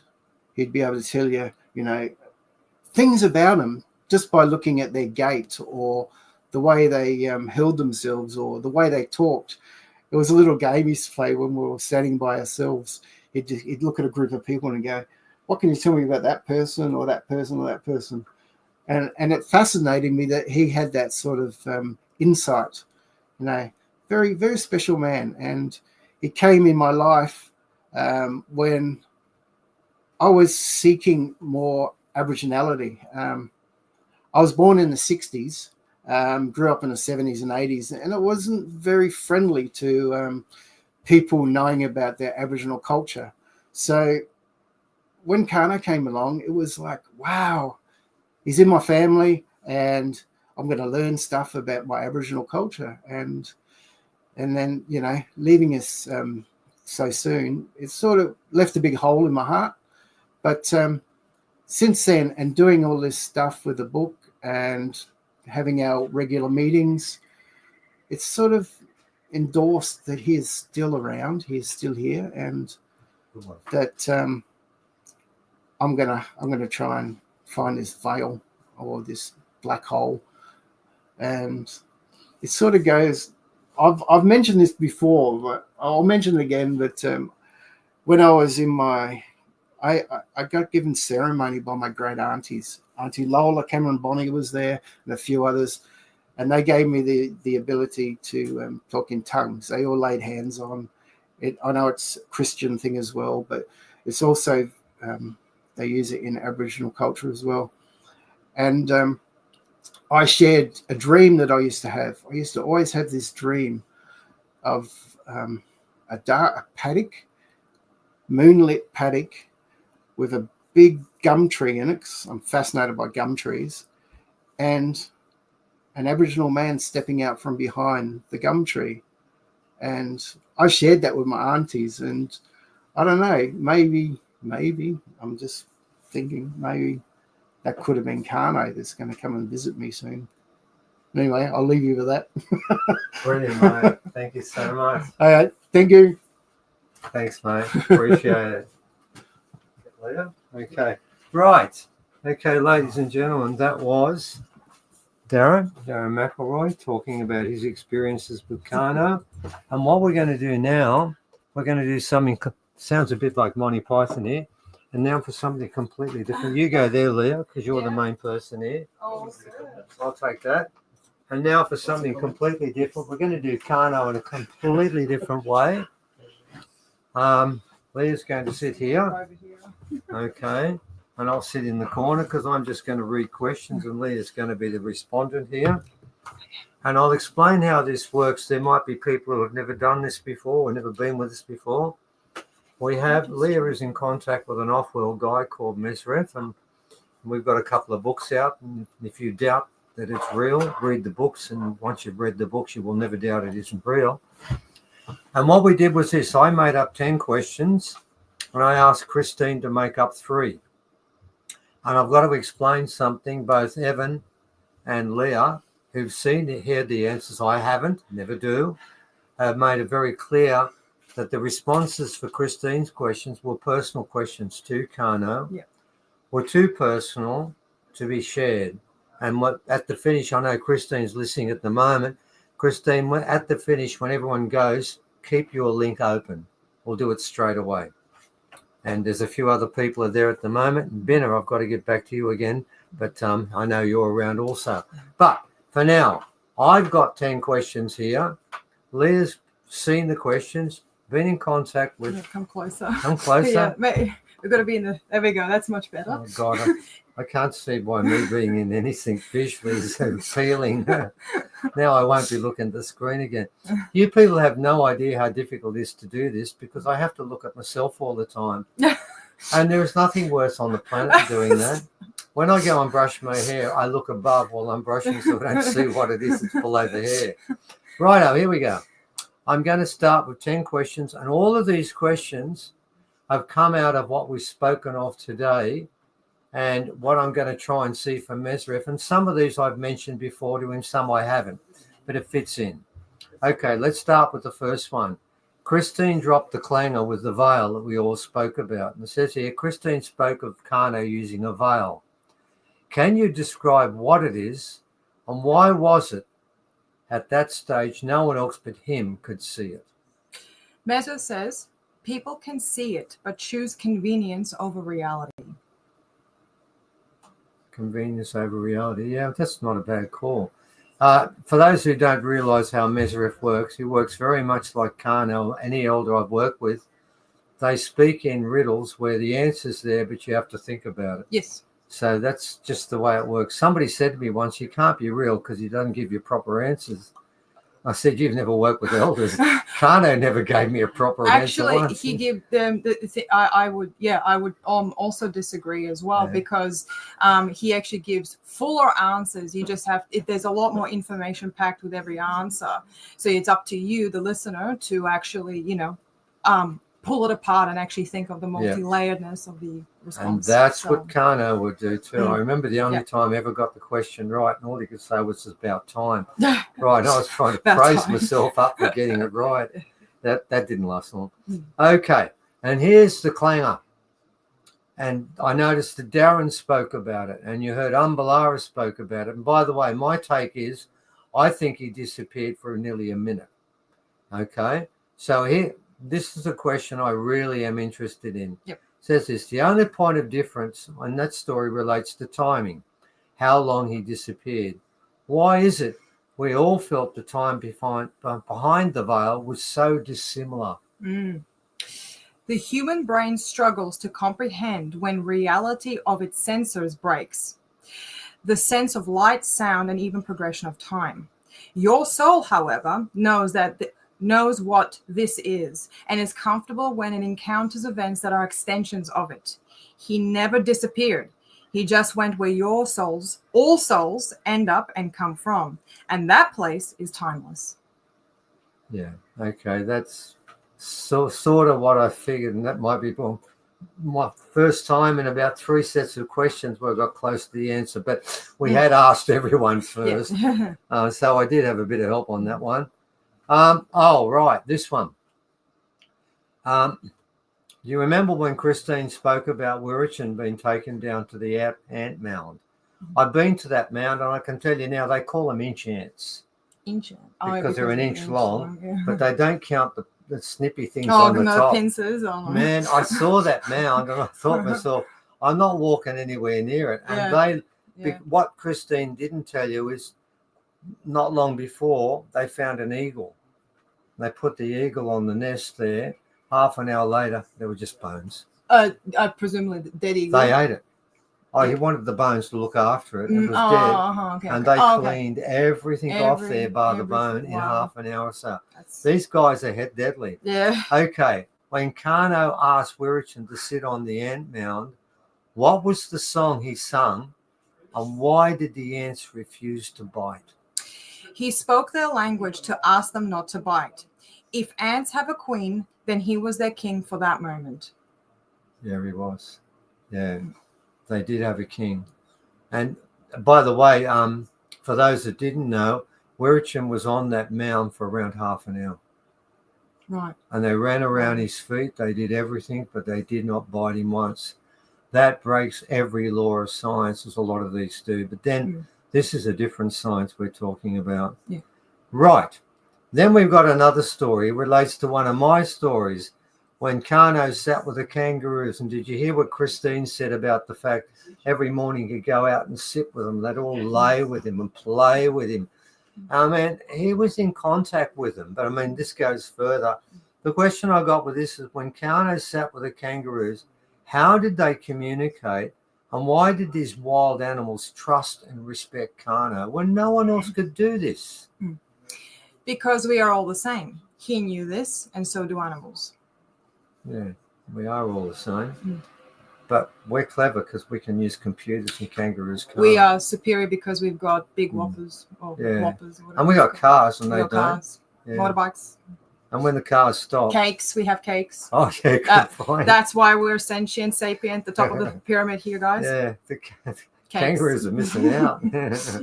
All they've got is nature and just living harmoniously and that's no one like that. Nah. Right, now here's a big one, and I don't know I'm going to get an answer to this, but when we spoke about that, and Darren spoke about a bit of that story with the kangaroos too, we all did. The one where they mated and then we didn't go up the hill, and if we had gone up the hill, we may well have crashed into that car. There's a question that must come out of that, and it's this. Did the eagles know in advance of the danger of a collision ahead and mated to stop us traveling further? The grandmother knew and worked through them to prevent the crash. And the answer is yes. Okay, right. Well, obviously it was yes because of the fact they did it. Okay. Oh, I've got a different question here. And I do remember when I was driving, and like they both mentioned it, Evans mentioned it, and others were there too. I do remember when I was driving the bus and I looked at that eagle once and it was staring directly at me. I remember thinking at the time, what is it thinking? And that's the question here. When the eagles flew beside the van, what were they thinking? It was the grandmother. So it's not really an answer, but also an answer. It is an answer because they were working for the grandmother, with the grandmother. Okay. Well, but it's not really an answer, but we don't. Actually, I'm doing pretty well here because most of them. You're getting it. Yeah. Actually, this is the first event you've ever done with the questions that you actually got most of them. Yeah. Normally, I don't have a. Normally, I plan an answer, then the answer gets smashed. Yeah. Okay. Yeah. Right. The next one. Okay. We're talking about the song that Karno and the clapsticks he got together there. Okay. The song Karno sung, was it different or same to the song that was sung at the ant mound? Many believe telepathy is the universal language, but that isn't accurate. Song was the first and the only thing that bridges between ant and eagle, human and stone, star and cell, time and dimensions. Song is what made us, and song can unmake us. Oh, that's fairly deep. I'm not going to add much to that. I don't make a fool of myself. Okay. Right. I'm happy with that. Right. The same question. We sort of nearly got this answer, but I'll read it anyway because I think I just got both answers together. But I'll read it anyway. The same question relating to the lyrics and structure of the song Karno gave the Hawks applies to when he stood on the standing. Applies when we stood on the standing stone site. That's not a question. Is there an answer to that? Sorry. Well. Number eight. He didn't answer that one. Well, he couldn't because he answered in question 7. It was already Forget answered. it. I don't know why I wrote that. Oh, the next one is important. Okay. Let's get back up at that mound when Karno's singing the song and the 8 hawks came. I got an obvious question. Why is it so important that 8 hawks had to form a rotating figure 8 before Karno would say the spirits have spoken? 8 has no start and has no end. It's endless. Yeah, I thought that was the answer. Mhm. Okay. Right. And the last question, we already got the answer earlier. Can Karno communicate with all animals? And is this a skill all humans did have and lost? And if so, can we rediscover this wisdom? Can all humans hold their breath for longer than 2 minutes? No, but some can. Can all humans lift 500 kilograms? No, but some can. Can all humans master their primary spoken language? No, but some can. There are some rare people who were born to be the zeniths of their fields, and he is the zenith of bridges. Ancient Lemurians could practice this discipline, but seldom did all master it. Wow. So this skill we have has been around forever, but it's something you have to earn to get. Yeah, and it's like you can build up into it, but there are just some people who have that, who are born just can. Skill. Yeah. You know, like it's like taking it to as easily as breathing is to us. It's not. You know, some people just like, you know, you can only get better, of course, with practice, but there are just some people who are the apex of that field, who are the faces of that discipline. So yeah. It'd be a bit like Novak Djokovic, and Yeah. I play tennis. He plays tennis, but he plays it better than me. Yeah. Why? Yeah. Well, because I play each day too. Yeah. I mean, someone said when you play more, you get better. No, you get better to an extent, but you don't get to Novak because he was born with that skill. Some are just that good. I've got that. Actually, and I did something very curious last night. I just sorry to spring this on you, like while we're live. I know what's coming next, yeah. So I had a couple of questions myself because, so just to give you a bit of a background. So when I was typing out these questions for Mesrith, I had a few of my own sort of mixed in with that. So I created a separate category to ask at the very end. So it kind of makes a bit more sense for everybody. Okay. So when he mentioned the grandmother, because he mentioned the grandmother twice. Yes, he did. Yeah. So this was my first question. What is the grandmother? If Earth is considered to be our mother, then what would our grandmother be? And this is what he said to me. So Steve, you know how you think you have a bag with Mesrith? Yeah. Okay. I do. I already told you. That's a good question. And this is what he says. This is what actually. Would you like to read? Let's swap it around. Okay. So this is what Mesrith says to me. What does that say? Right there. There. That's his answer. That's his answer. What does he say? I already told you, and you were already told by others. So you don't know what the grandmother is, but you've been told. I've been told. All right. That sounds like the sort of answer I get. Try the next one and I'll read. I'm enjoying right. this. Yeah, we're swapping it. He's Mesrith today. Right. Okay, so the next question, and again, I was sitting outside in the dark, in the middle of the rainforest, you know, having my coffee, as you do, just before bed, very healthy. The next question was, there is a big praying mantis next to me right now. There's a big praying mantis next to me right now while I'm sitting outside. What does that mean? And what does Mesrith say? Right there. You have a lot. Oh, this is good. You have a large spider in the house. Yes, I did. Whatever you need. Yep. Even when you don't ask, you are provided for. Yes. Oh, and the last question is ridiculous. Now, considering that answer, logically, any reasonable person would do this. So I thought I was doing the absolute most logical thing imaginable. I asked, what are next week's Oz lottery numbers? What does he say? Worth the millionth try. No. No. But it was worth the try. It was worth the try. Right. Okay, so a little bit of like comedy relief at the finish there. Yeah, there you go. Yeah. So, ladies and gentlemen, okay, what we're going to do now is when we finish up, I'm going to ask Christine, and perhaps if Christine's okay with it, Umbalara, it's up to you, Christine, if you feel that Umbalara might like to hear these personal questions. I think if you could give us a nod or a no, we'll know where to keep her on. That's a yes. Okay, Umbalara, I want you to stay too. And I want all the rest of you to go away. Oh, No. well, not quite like that. No, come on. I want to thank you for coming. And all the people who join us further on in the piece over the next week. We do know it goes up into the thousands, and thank you for joining us. Bit of a leap of faith when we talk about Mesrith, but it's real. Next time around, we've got some new people. We've got quite a few people who've rung recently and want to be on the show. And I'm sort of umming and ahhing between a couple. There's a stunning yidaki player who's asked to join us. There's a gentleman from Victoria that's very... Anyway, we'll work that out. But for now, I want to thank you. We will be back next month. We keep doing this. And for any people who feel they'd like to listen to some of the other 45-odd shows we've done, they are all on our website. And yes, I think you've got to pay something like $15 a month to become a subscriber. Yeah. But bear that in mind. If anyone thinks that's unfair, remember, we do this free first. Yeah. We need money. Like next week, I'm going down to, in about 3 days from now, I'm going down to Tasmania because the mob down there have asked me to look at sites and they don't trust anyone else. I'm paying for it. No one else is. And that's what some of that money goes towards, so we can go to different sites and we can continue looking and finding the truth. So if you want to watch all of this, then join us for a while. Pay $15 a month, and it'll probably take a year to see all the stuff we've got. And then you might want to watch it a second time. But that's something to think about. But for now, I want to thank you guys for joining us, the ones who come later. And we'll say goodbye for now.